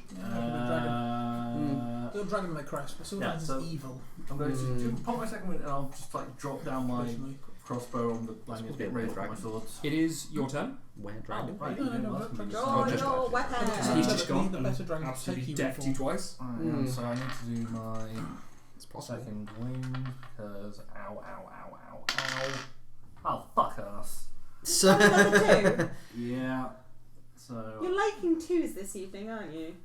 there's something even about the number. The dice gods are betraying me. If it helps, I retired those dice after Thursday and being instantly slain, so... I know. According to Gwyneth Paltrow, you can recharge things like that under the light of the full moon, Right, so I'm going to do a dice change because that was a 10. or, Yeah, or no, you can 10 purify doesn't them hit. with sage smoke. So you swing past him and just She's I fortunately have some misses. sage somewhere. Or we'll burn it and waft it over the dice. Waft it over the dice. I Macaria. think where I put the other little bag. Macaria? Yes. Yeah. Kill him. I can't do anything to him. Oh. Well, can I have some And everyone prawn else shells? is already wearing Can I have armour. some prawn shells, Can't please? buff anyone. Carapace. I'm going to cast dancing lights around him. Okay. You give me a perception check, and Dancing lights. you went over to him. You went around the front. So you being in a better position. Roll a perception check. Ooh. 5. Okay. You can just about see his eyes are almost glowing orange. 19. You can see his face elongating, and you almost see what looks like fur starting to grow. Dancing lights. It's become much more obvious with the lights now dancing around him. As I've noticed this, can I quickly peer over to Gartak. Gartak? What is he doing apart from just staring, or does he He's seem been panicked? sort of or watching and laughing, but you've noticed he's not laughing anymore. I'll keep an eye on Shit's that. gotten serious. He ain't having no more. Shit's gotten serious. Oh no, he might actually kill him. Props. But yeah, so you've cast dancing lights. Anything else? I'm swiftly moving away. Moving away. Okie dokie. Fuck this. Off. Right, let's get another shot off. Go on, you can You do it. can do it. Oh no! Oh. Wanganum! Wanganum. Wagnum. 1. Okay. So that flies off towards. That actually does fly off towards Gartak, and he just bats it off. I really Flies suck. off to Narnia. I suck so bad this week. But yeah. So it flies off towards Gartak, and he bats it off. There's almost a smile at the curl of his mouth, but that very quickly disappears. I would say you can, look in my bag for more dice, No. but No. they're cursed anyway. Committed. So Anything else, or is that it? The shames. Stop taking his luck. I'm not trying to take his luck. We just have to burn all of Merlan's dice and just completely put No, new we dice. need to do The a second- cleansing ceremony. No. I can't do The another second he sack, so, yeah. touches Okay. a dice, they are cursed forever. Cassandra.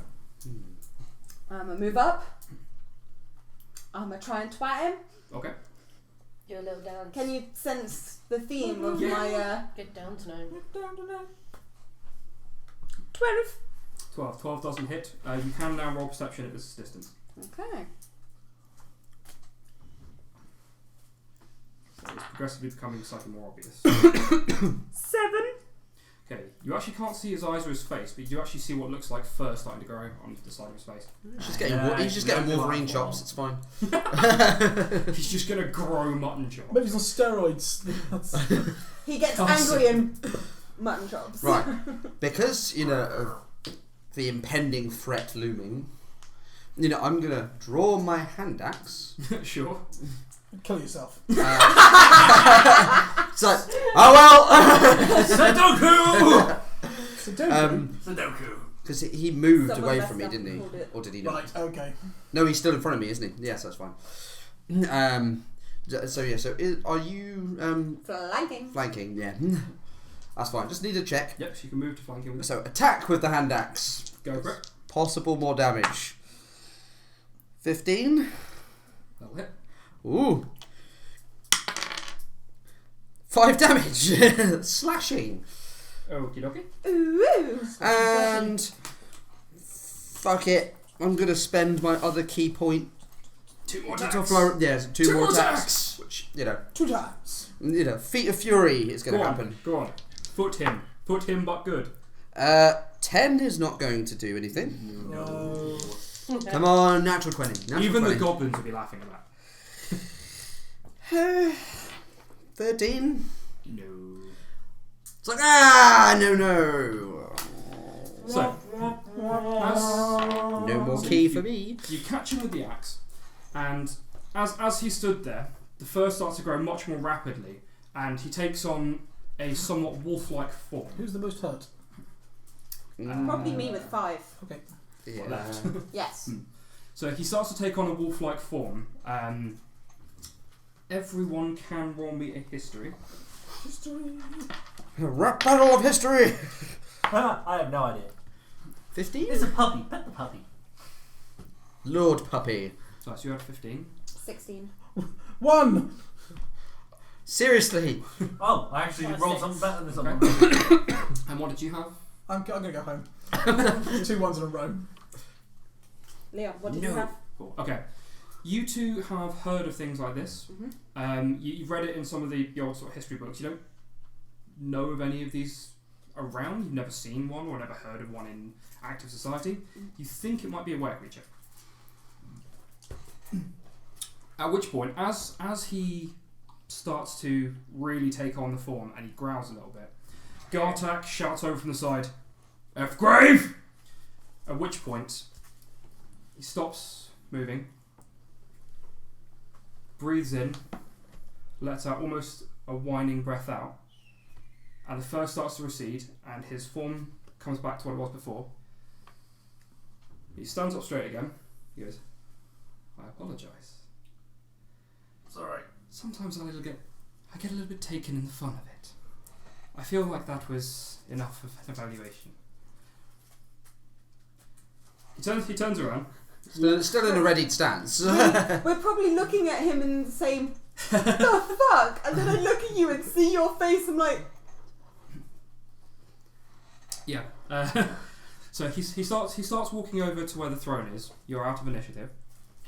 Are you sure? I'm going to scurry forward to him. I'm going to. I Which am one of you keeping cowards my shut right my going. pants? Is that a normal thing? Does it happen all the time? Is it a particular thing you were born with? Is it something you inherited? Is it something that you came across with your time? Is it something that affects other people? Okay. And I'm going to take a breath because I would keep going in that manner. I will need to check the questions with you, but he does answer each one pretty much just after you ask it. So what's the first one? I said, is it something that you were born with? No. Maybe Is it something that you inherited? Yes. Were you afflicted with it? Yes. Is it something that happens all the time? No. Is it something you can affect other people with? Yes. Is it a painful malady? Yes. Do you consider it a malady? No. Will you to put other people through this? Only by choice. Is there other people of your kind? Yes. What exactly is it called? Lycanthropy. Does it happen? What is that affected by? Is it a spell? No. Curse? Yes. Disease? Sort of. Could it be cured? Don't know. Would you want it to be cured?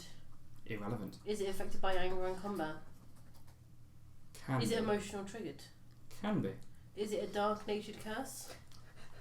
Depends on who has it. I'm going to slowly lower my hand axe at this point because I think the threat is gone. As she's asking these questions this quickly, he's answering this quickly. Yeah. Sort of, So obviously, bang, bang, bang, bang, Cassus bang. is the Unloading DM the is not that crossbow. quick, but Are you affected by the moon? yes. Which one? Oh, is it Full. No, which phase? No, but is there more than one moon in this setting? No, there's Oh, only there's one. not. Okay. It'd be which phase of the moon?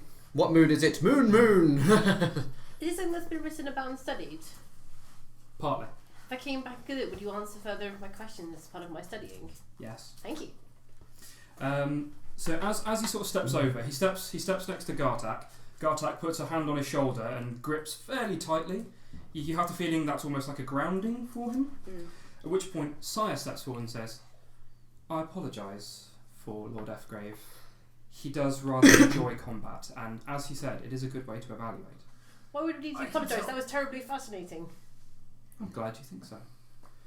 I don't know, it's kind of fun. Based on the words that Avelia has given to each of you, and judging by how much he seemed to enjoy combat with you, we've come to the conclusion that there may be more to you than you will ever realise.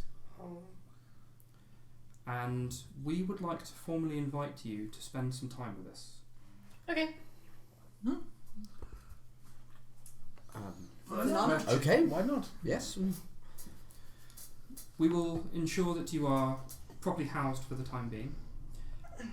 We'd like to take a little time to get to know you a little bit, to maybe help you with a direction in where you would like to take yourselves. Each of you seem like you are learning something about yourselves as well as the world. I apologise for interrupting. What were you Quick question. Medic, please. So she casts something. Something. You recognise the type of magic, Makaria. Mm. You recognise the type of magic. She is employing a form of sorcery as well. Represent. She casts a spell that hits everybody, and you all pretty much instantly gain all your hit points back. Woo! Nice. I feel bitter. Well, I gain up to what I'm at. I didn't take any. Hooray! Don't know why I went farmer then. I feel so much better now.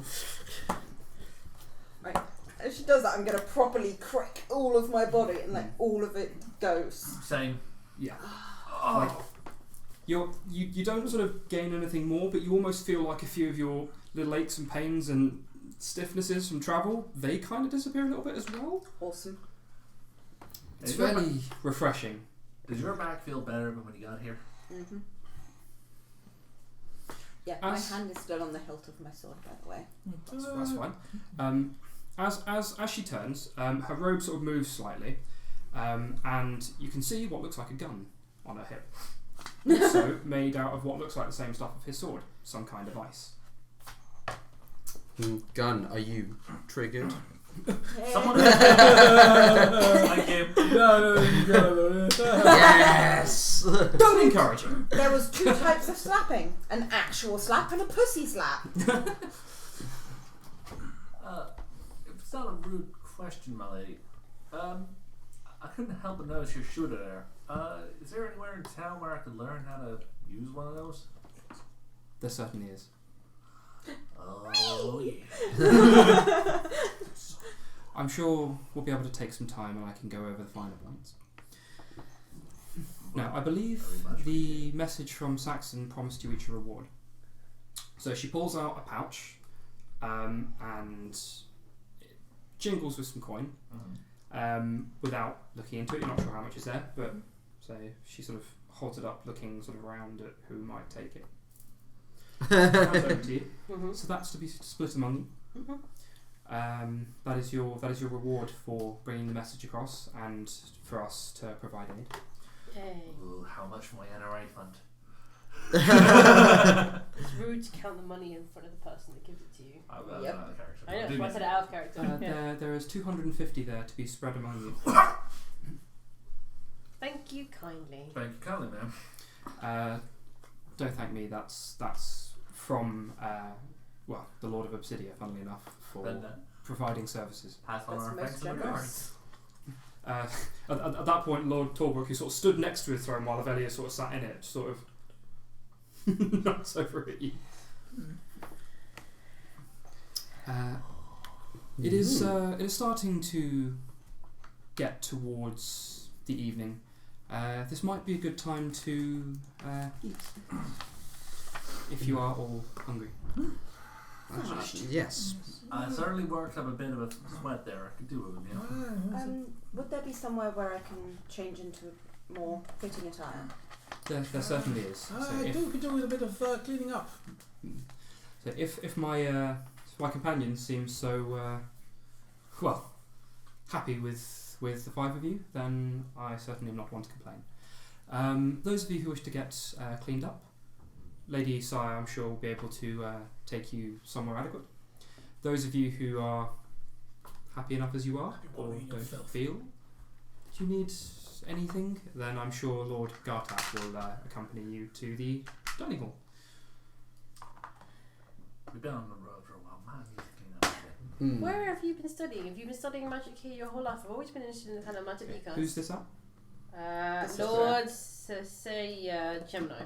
Oh, Lady Sayer. No, she's the one talking, isn't she? No, that was Lord Talbrook talking. Oh. My companion seemed rather taken with you.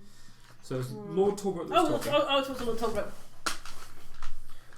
Lord Michael Talbrook. Or is it Lord Talbrook? Or is it my lord? Which is a preferred title of yours? You're certainly very forward. Lord Talbrook is what most would call me. However, those here actually just call me whatever they want to be quite honest.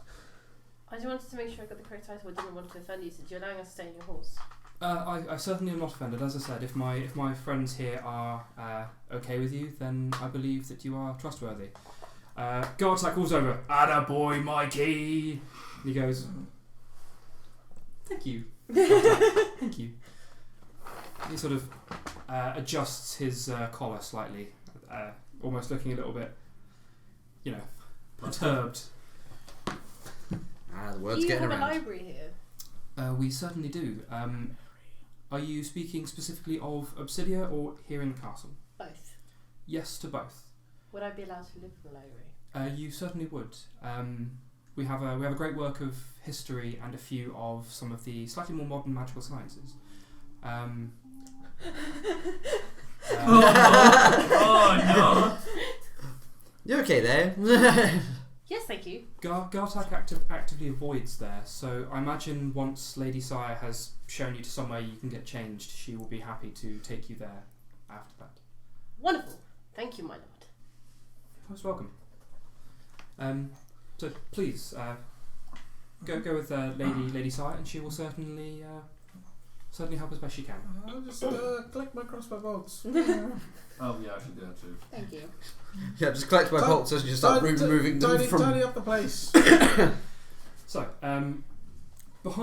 underneath the balcony, behind the thrones, there's a couple of doors that aren't immediately obvious because they're sort of hidden behind pillars from in front of the throne. Yeah.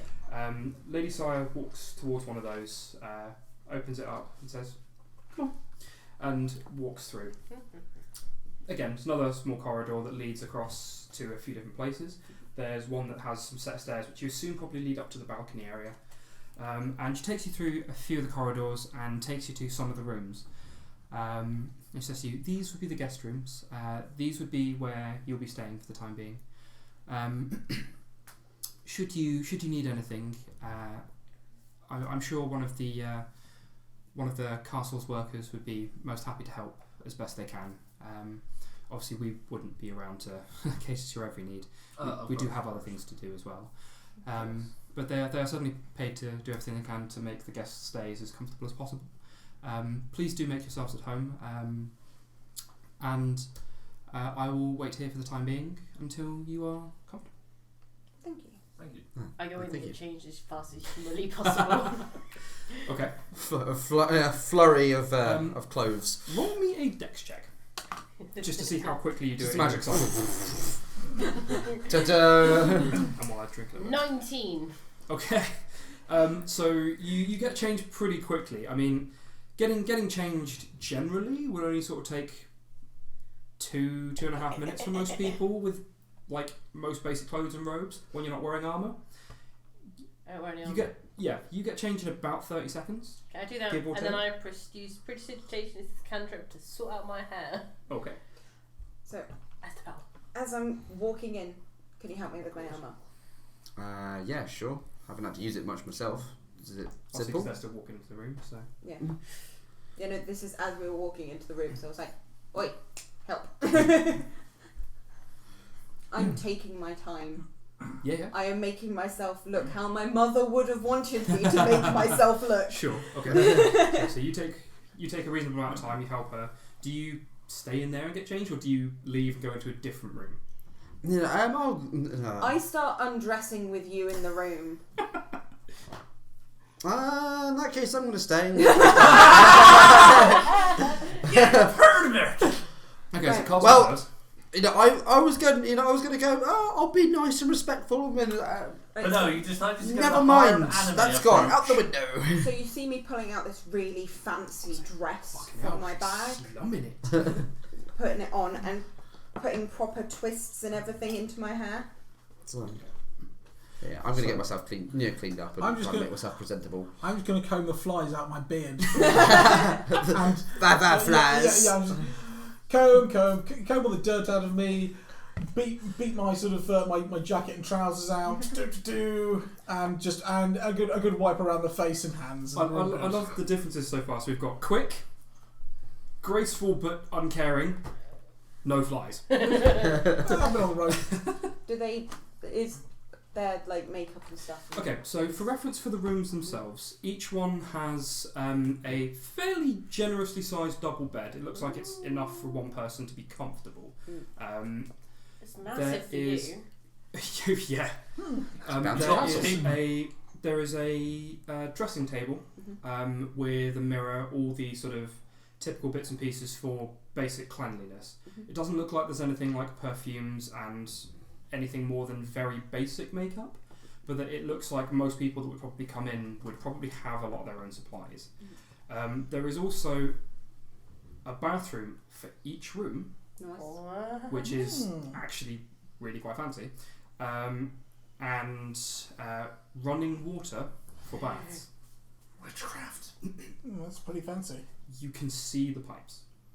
Witchcraft. There is some kind of Okay. piping. Actually, Before I start doing my hair, I'm gonna give it a wash. I'm impressed by that. That's some technology right there. You've seen a few of these sorts of things in Cassigor before. Yeah.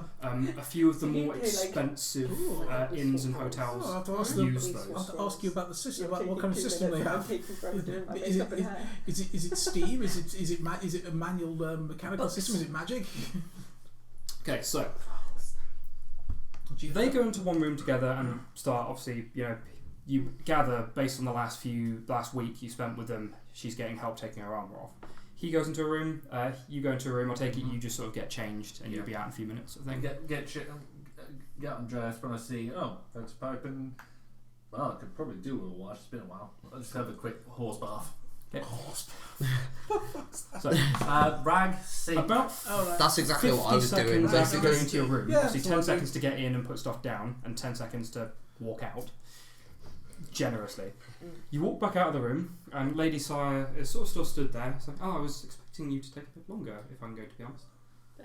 Lord, hang on, I've just written his name down and I've forgotten it. Too many things to Tolbury? learn. Tolbrooks. Tallbrook. Yeah. Lord Tolbrook said I could have a look in the library. Is there time before we can go for dinner? I'd be really interested to go and have a look at it. It is sort of on the way to where the dining hall would be. I would suggest that we at least wait long enough for your companions, based on the fact that if I walk away now, there's no one currently here to escort them. But Could you tell me where it is and I can go find it on my own? Pretty please. I can do. Yay! In fact, if you give me just one moment, she pulls out a small book, not quite this big, but she pulls out a small book, starts flicking through, just so I can check something. How? Momentary interlude, Tom.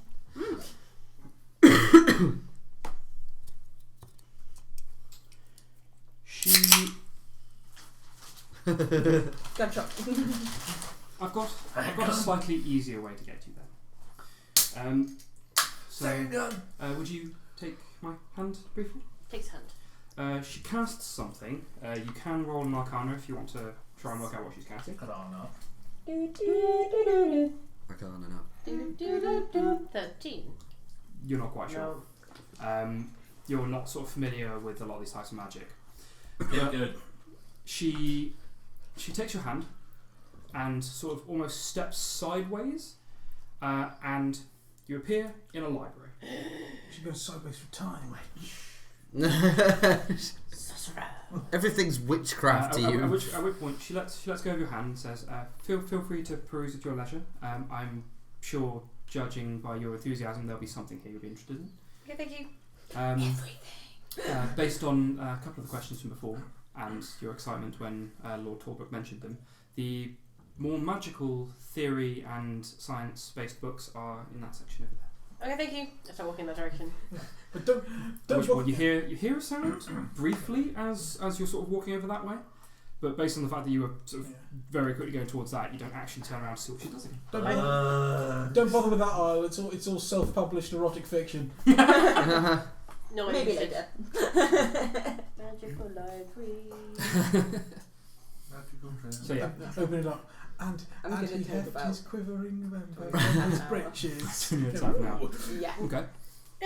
So she's taking about 20 minutes, half an hour. About how long do you think you take to get ready realistically? Yeah, I'm getting a bit shorter time than that, about 20 minutes. More because I'm doing similar to what he was doing, because obviously I'm not used to this at all. I'm pretty much just gonna fill the sink and use that to to clean myself. You've actually not seen running water before because Yeah. because of your living. Water with goes the on, caravan. water goes off, Never water been goes into on, the city water before. goes off. Yeah, so I'm just You're going to spend about 20 minutes. 5 of that is playing with the tap. yeah. Water up, water off, water Well, on. I broke. I'm not as impressed by it, so I'm just going to get on. You've seen it before. I'm just going to get on with just quickly cleaning myself up. Unfortunately, I can't do much about my clothes. So, But Oh, I could have fucked that. but but significant. But This you're bit is significant. So I'm gonna obviously take my my traveller's clothes off. Mhm. So I've just got my bare minimums on underneath, and I'm gonna go into my bag. Mhm. I'm gonna pull out a fairly decent set of clothes, like like a nice looking waistcoat, Yeah. some proper nice trimmed trousers, and I'm just gonna put stare at them for a minute and sigh. And then start getting ready into them. Because I pulled out my hefty member. quivering, Slunk. quivering member, My dad Quivering member. That's just it. veiny member, As you're putting everything Throbbing. on, a throbbing member. My nether rod. I've got my hair like half pinned up or something. I come up and I fix your tie. The squish mitten. Yeah, it's like I do it properly for you. thank you. You do this a lot then? I used to. Can't say I wouldn't find. Well, I feel like I wanted to get out of the habit of doing this, but Sometimes it's a necessity over what we want. true. Oh well. How much longer do you reckon you'll be? About 2 minutes. If this pin will stay. Yes.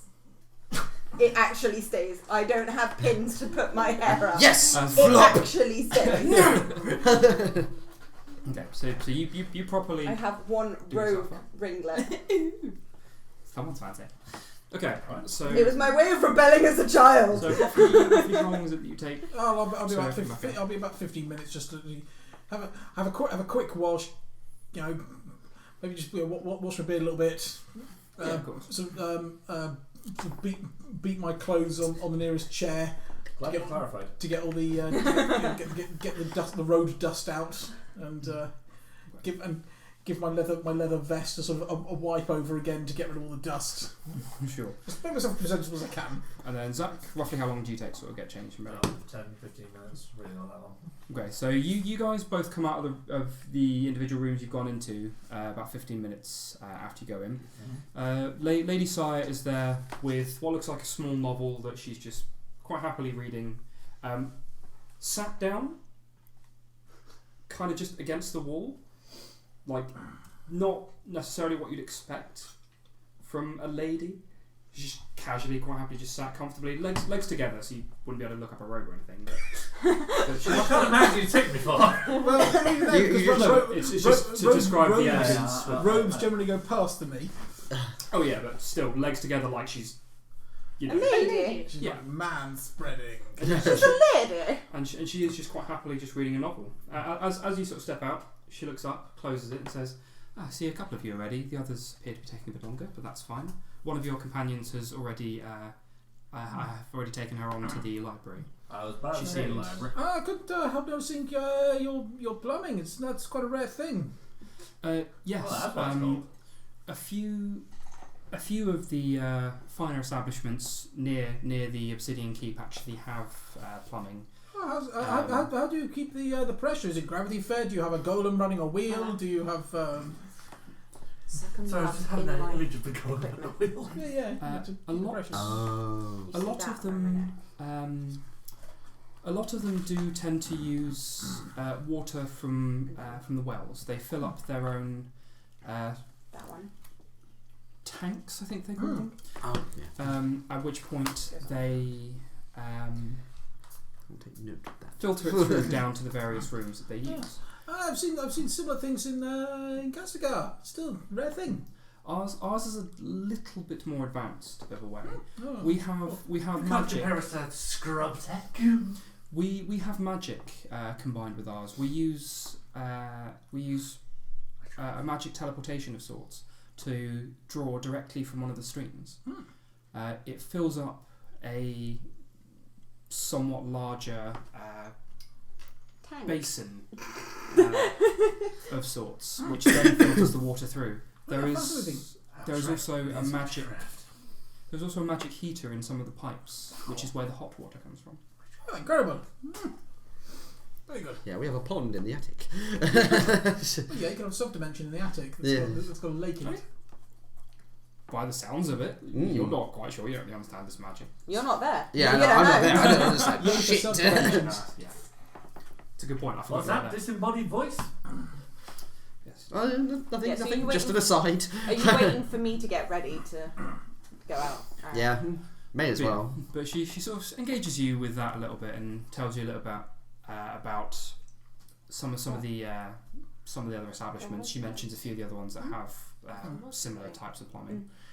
A few minutes of idle conversation do go by, and these two come out as well. I look fancy as fuck. So my hair's all done up, all nice and proper. I'm wearing a really fine gown with a shawl over my shoulders. You can see a necklace, which is fairly expansive, Ooh. and I've got a signet Shiny, ring on my shiny. hand. I tip my hat to you. Yes, so certainly you appear to know your way around nobility. That's how I grew up. It certainly speaks volumes. If you would all like to follow me, then we will journey past the library long enough to see if your companion would like to come and eat. Like, it's one of those that I actually have to hold my dress up to walk, because otherwise I will trip over it. Or get a boy to do it for you. That's normally what happens, Yes. but I don't have one, so I've got to do it myself. Boy! So I ain't no boy. she walks you down a few more corridors, up a set of stairs to where there's a fairly nice set of doors, and there's a brass plaque just outside the door that reads "Library" in common. Oh. Library. So she steps in. She sort of leaves the door. This is what we see. Yeah. So she leaves the door sort of ajar so that you guys can follow in if you wish, but obviously you're not required to. And she steps across to where you are and says, "Excuse me." Hello! So your friends seem to have finished preparing themselves. That didn't take very long. I wanted more time to It read that certainly book. took an average amount of time for most guests. I've only been here a couple of minutes. You may have been here a little longer than you think, but time does fly when you're lost in the words of a fantastic term. That's my book. Would you like to join us for food then? I know exactly your answer. No! Can I bring my book? My book. You will find a librarian just through the door over there. I imagine she is currently cataloguing some of the newer books. Provided that you register the book with her, I'm sure it should be okay to bring one. So brings me. Then you're like, but what about the other 13 that I've set aside to read for later? You what? I'll come back. I will come back. Okay, I take the book with me and I close it very carefully. I cradle it to myself. Like this. Precious knowledge. So do you go over to where she sort of Yes. pointed to the door? Yes. So there's a small side door which looks, in a sort of castle like this, you'd probably guess that it's a small storeroom off the side of the main library. So you step in, and there's what looks like a young lady, early 20s probably. She looks human from what you can see. Long blonde hair. And in your head, you're there going, bitch has the best job in the world. The custodian of the tomes. I must kill her and take her job. She's sort of she's got a set of books all on their sides with the spines up, and she's currently just sort of pushing up on her glasses to make sure she can read them, and then she's writing something down. She doesn't appear to have noticed you walking in. Salutations. Oh, my apologies. Greetings. How can I help? I don't believe I've met you before.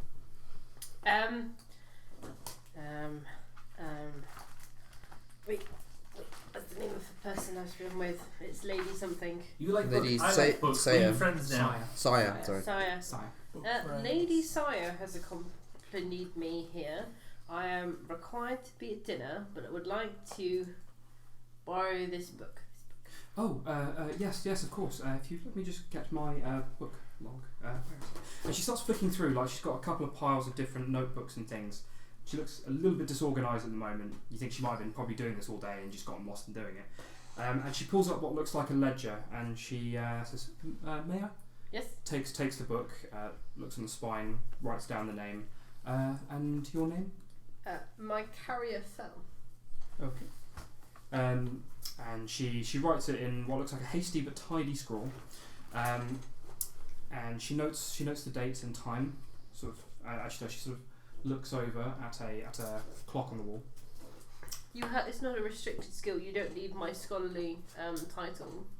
Oh, if you're a guest in these walls, especially with Lady Sire, she sort of leans back out the door and just sort of sees her there. Lady Sire sort of.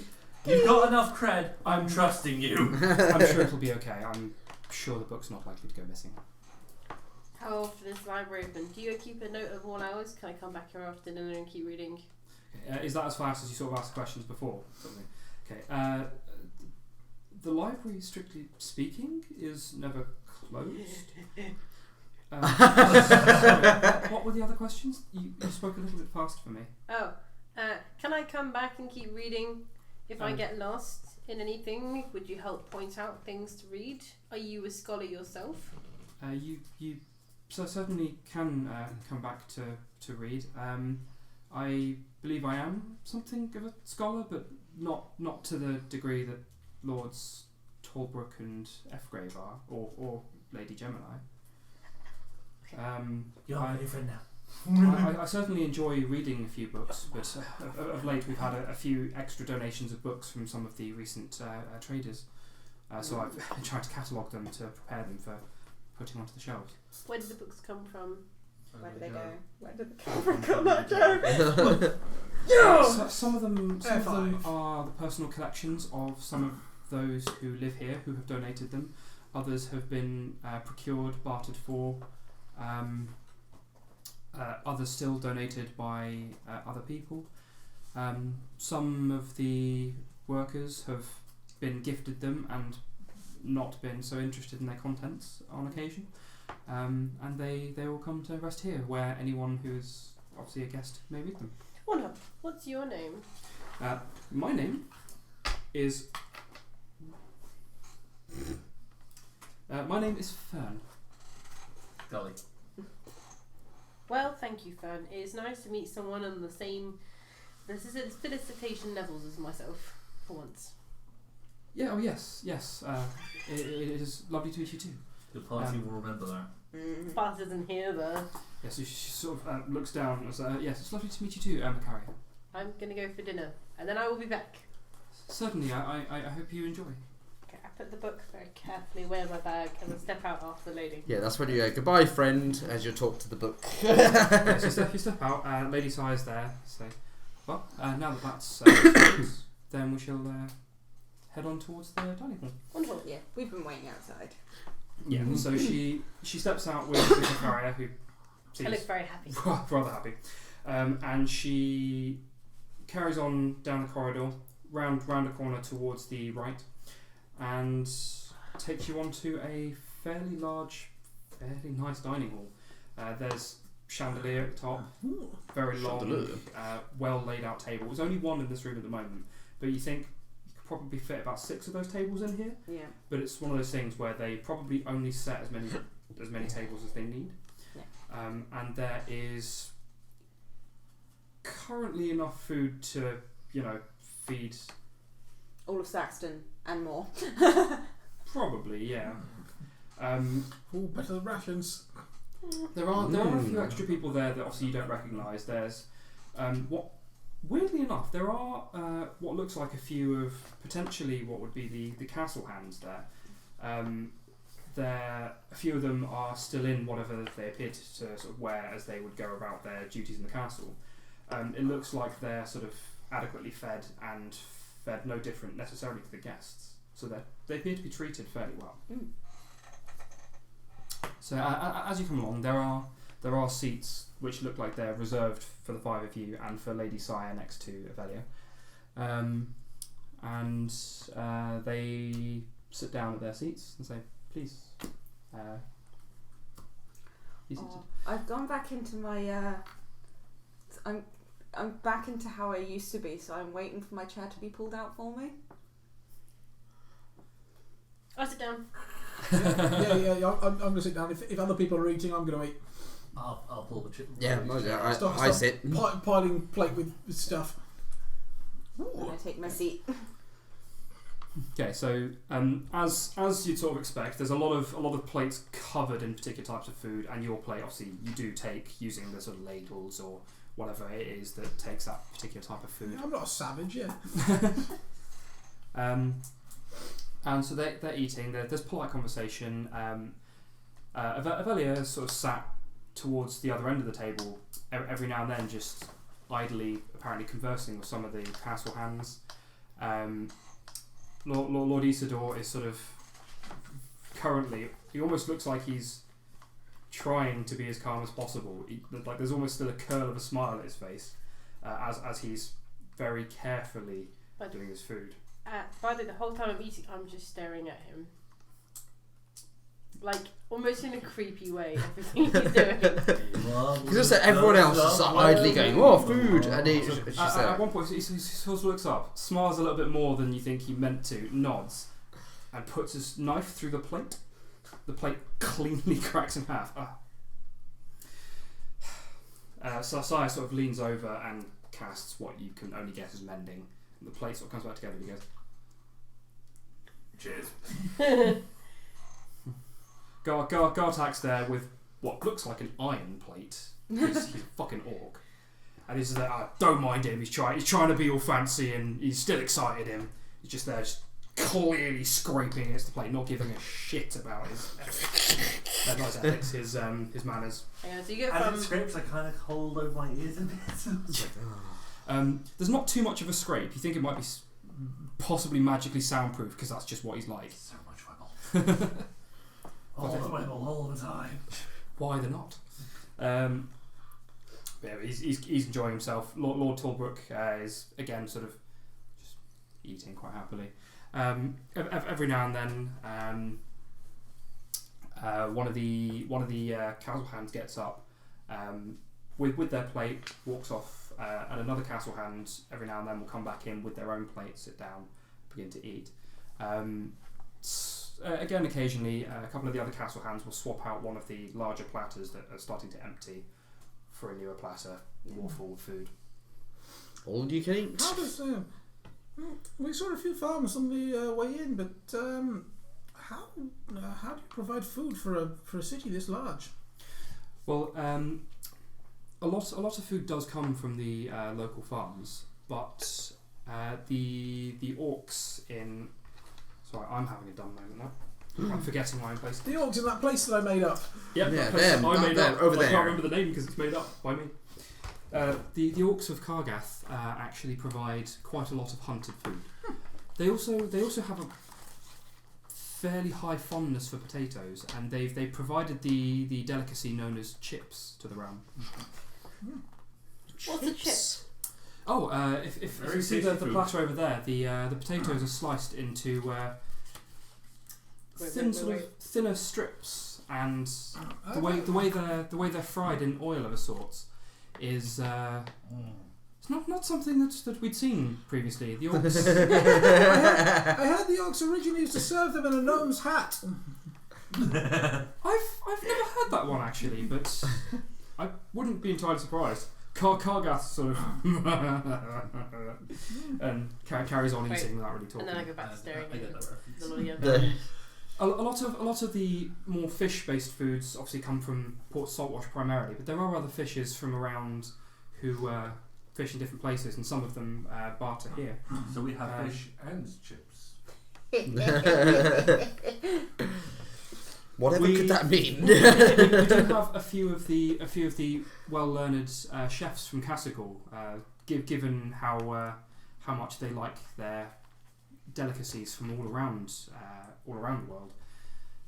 We're quite fortunate actually to have their expertise in different types of cooking. Sorketh actually provides a fairly nice selection of condiments of various kinds. They seem to like to experiment a lot. So That doesn't surprise me. I say the Listerans provide some exceedingly tasty vegetables. I think must be something to do with the soil under the trees. It's just something about it. Never got understood.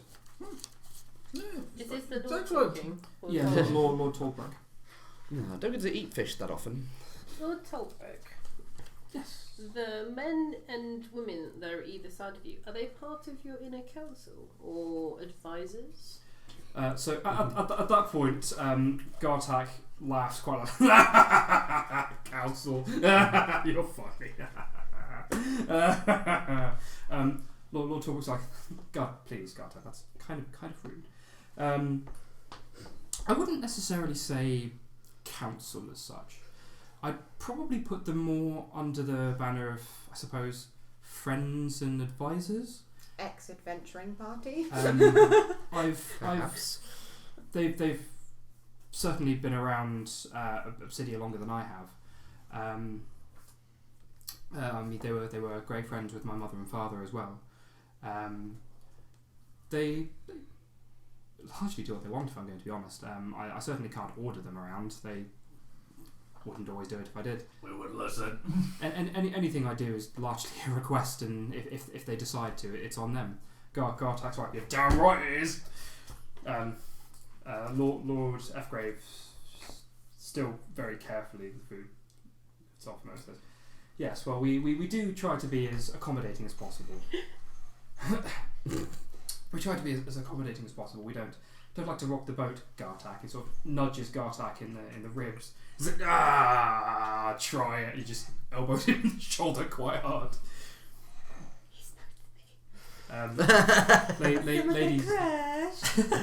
Lady Sire is on the side tables. Yes, well, we're not all quite as uncouth as they are. We some of us do like a good scrap, but not all the time. Lysander sort of nods to her and sort of goes back to eating. But yes, they largely do as they please. They have a great deal more experience than many I've ever met. So, does that mean to not fight means you are not uncouth? Or you are uncouth to enjoy fighting? I would say it's almost uncouth as to the amount they seem to enjoy their fighting. I mean, of a night, more often than I care to count, you find these two sparring. More than a few broken vases on occasion. But the odd fighting or sparring is certainly enjoyable, and not only is it a good way to defend yourself, but it's also a good way to unwind. These two just enjoy it far too much. Gartak says, "You're damn right!" That is an interesting conclusion from the perspective that you faced. Like Lysander again, it's like the smile keeps curling up on his face as he's clearly trying not to break the plate again. It's okay, I'm just staring at him again. My Lord Oathgrave. Sorry, yes. Would I be so bold as to ask if at some point during my stay if we could spar? I need some training, and you seem like a far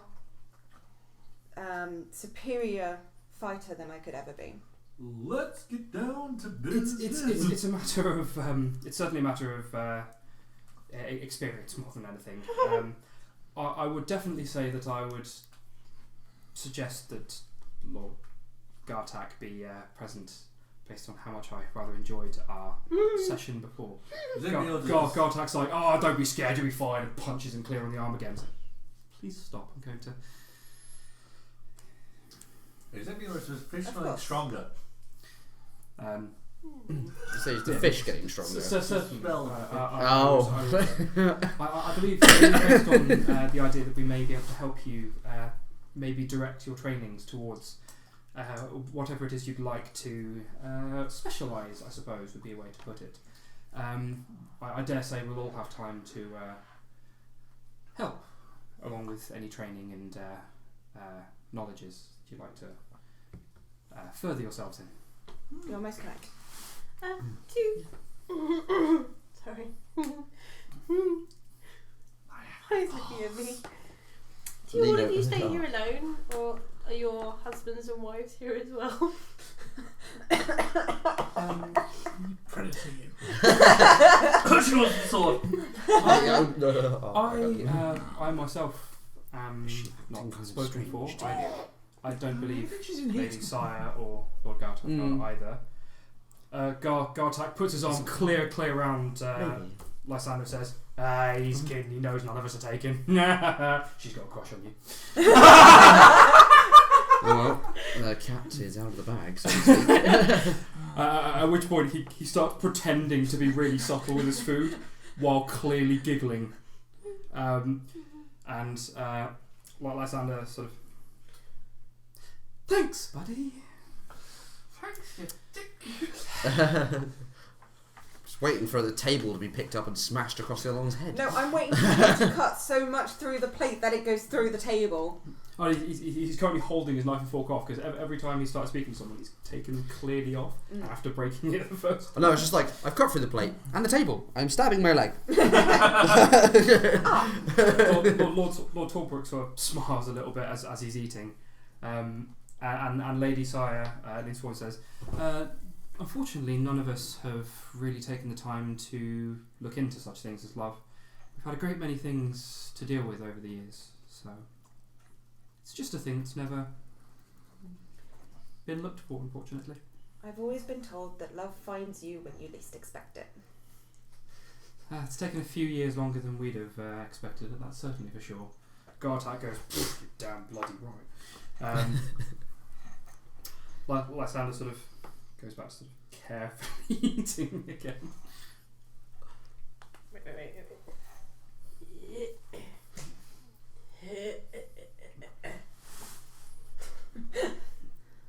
Yes. Why are you looking at love charms? If we're staying here for a while, it's right if I have my dog in the halls. Oh, certainly. I apologise. I was not aware you brought one. No, but I put her in the stables. I mean, she's my primary mode of. Well, she's both my companion and primary mode of transportation. Oh, that's absolutely fine. How would she be to wearing a blanket of sorts? She's fine. She's fine with that. Just that way we can have something like a crest for her that show that she's supposed to be here. She's used to wearing a harness. That's fine. Oh, I'm sure she's fine then. She's a draft dog. It's just something so that when the hands see her around the castle, they don't they don't necessarily think she's out of place. She's fairly she's not your typical dog. She's quite big. Well, yes. She is.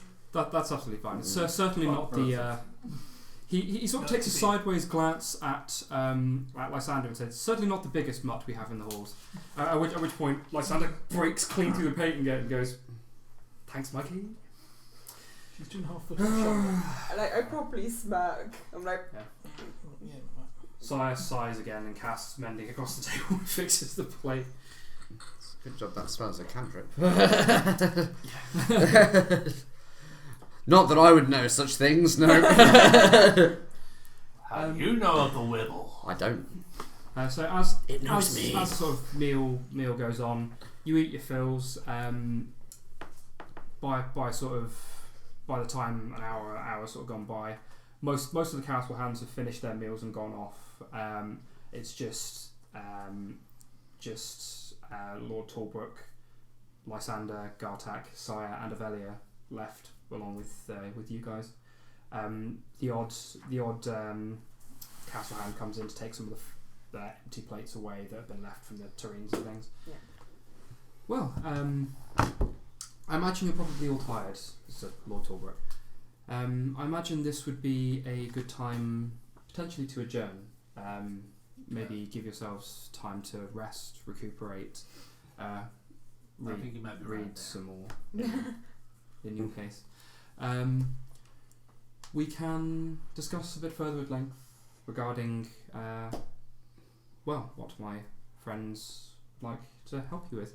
They seem very interested in you, so. yeah, so as we're turning to leave, I'm going to do a very... Now that I've got a dress, I can do it properly, a proper That's it. curtsy. What time and where should we meet you in the morning? Good question. Who's that director? Lady, whoever spoke to us last. So Lord Talbot was the last one who spoke. Okay, I'll do it to Lord Talbot. I have several pressing engagements tomorrow. I will likely go about those. Occasionally, when they see fit, my friends here will accompany me on various things. I imagine tomorrow they probably won't. I imagine for the foreseeable future they may be a little bit more interested in getting to know yourselves. So I will refer to them in that regard. Gartak goes, bright and bloody early! Sire goes, I would suggest potentially resting as you see fit. Maybe sometime around 9-10 in the So, morning. shall we meet as dawn breaks to break our fast here? Break your first, yeah? If you would morning like to meal. come down for them, that's fine. A lot of us will probably be down for breakfast around 8 o'clock or so. 2 hours would be adequate time to have breakfast and prepare. And we shall see you Okay. then, I guess. Mm. Do you need me to, or do you need anyone to show you back to where the rooms were, or do you believe you might? I can find my way. Yeah, I think I got it. I can remember the way. I hope I don't I know miss where the tables. library is. I'm gonna go there. I'll find my way. Or, a certain lord might be able to help you find a way to your room. Everyone, if you have things to collect from the wagon, I'm heading down there now. Yes, thank you. No, I believe I had everything in my bag, so... I popped up a couple of things on the wagon. Let in the load. If you need any help, I'm sure we'll be able to get one of the castle hands to show you around as Thank you. necessary. So, with that, we will, I think, leave it there because it's. I'm going to run my dog around the Just go castle. around. This place is huge. I just imagine it like a scene out of a Toy Story game. So, Yeah. So that's had cool. a bit of a taste of the city. Not. And we have found our primary quest givers. Ooh. Excalibur says, is there a private channel to suggest things to the GM? 2 words, gelatinous cube. Keep on playing, my hearties. Enjoy this dilly. I do have the monster manual, and Can't I he- certainly could he have just- the rules. could he- Gelatinous whisper to cube, you? or in other words, your mum. Yeah, yeah, Hang on. So you can drop a whisper to. I do have a Twitch channel as well, which is DM Cassus. You also can whisper to Merlan. He's quite good at metagaming. Failing that, we do have social media. You can find us all on that. You've got Great Wizard Merlan on Instagram, Twitch, Twitter, Facebook, YouTube. Which one? Anything I'm missing? Wait, did you do No, Instagram? that's it. Yes. Yeah. I did Instagram. And But then, so private things probably easier, to give me a whisper, on Twitch unless we find your handle. But so I've got Dark Knight Cassus at pretty much all the same things I've just mentioned for him. So if you're the easiest one to find us on is probably Instagram, if I'm going to be honest, because it's at Great Wizard Merlan on Instagram and at Dark Knight Cassus on Instagram, and most of our pages are probably findable through that because they're linked. Oh yeah, that's true. Well, I know nothing about D&D. Always wanted to learn/play. My only experience with this is I cast magic missile against the darkness. Hey! Well, yeah. Everyone casts magic missile against the darkness. It is the done thing. Yep. But so don't worry. Hopefully we get to help you learn a little bit. But any suggestions? So feel free to drop them to us. I'm sure we'll have a read, have a think about it. Have a peruse. But otherwise, for now, thank you very much for joining us. Hope you enjoyed. Obviously, we're going to be continuing this, on a weekly basis. So hopefully, you can join us for more next week. I mean, it should be. Oh yeah. So on Saturday, me and Cassus will be continuing Mass Effect 3, which we are certainly getting there through some DLC at the moment. Oh shit! Oh yes. I know we are. No, we're not. I'm lying. Otherwise, so join us then on Saturday. So we can get some more Mass Effect 3 done. So keep an eye out on YouTube. I will eventually be getting the previous videos of these ready, to go up. So we'll see about that. Mass Effect 3. So thank you very much again, guys, and I hope to see at least some of you next time. So bye for now, guys. Bye. Ciao for now.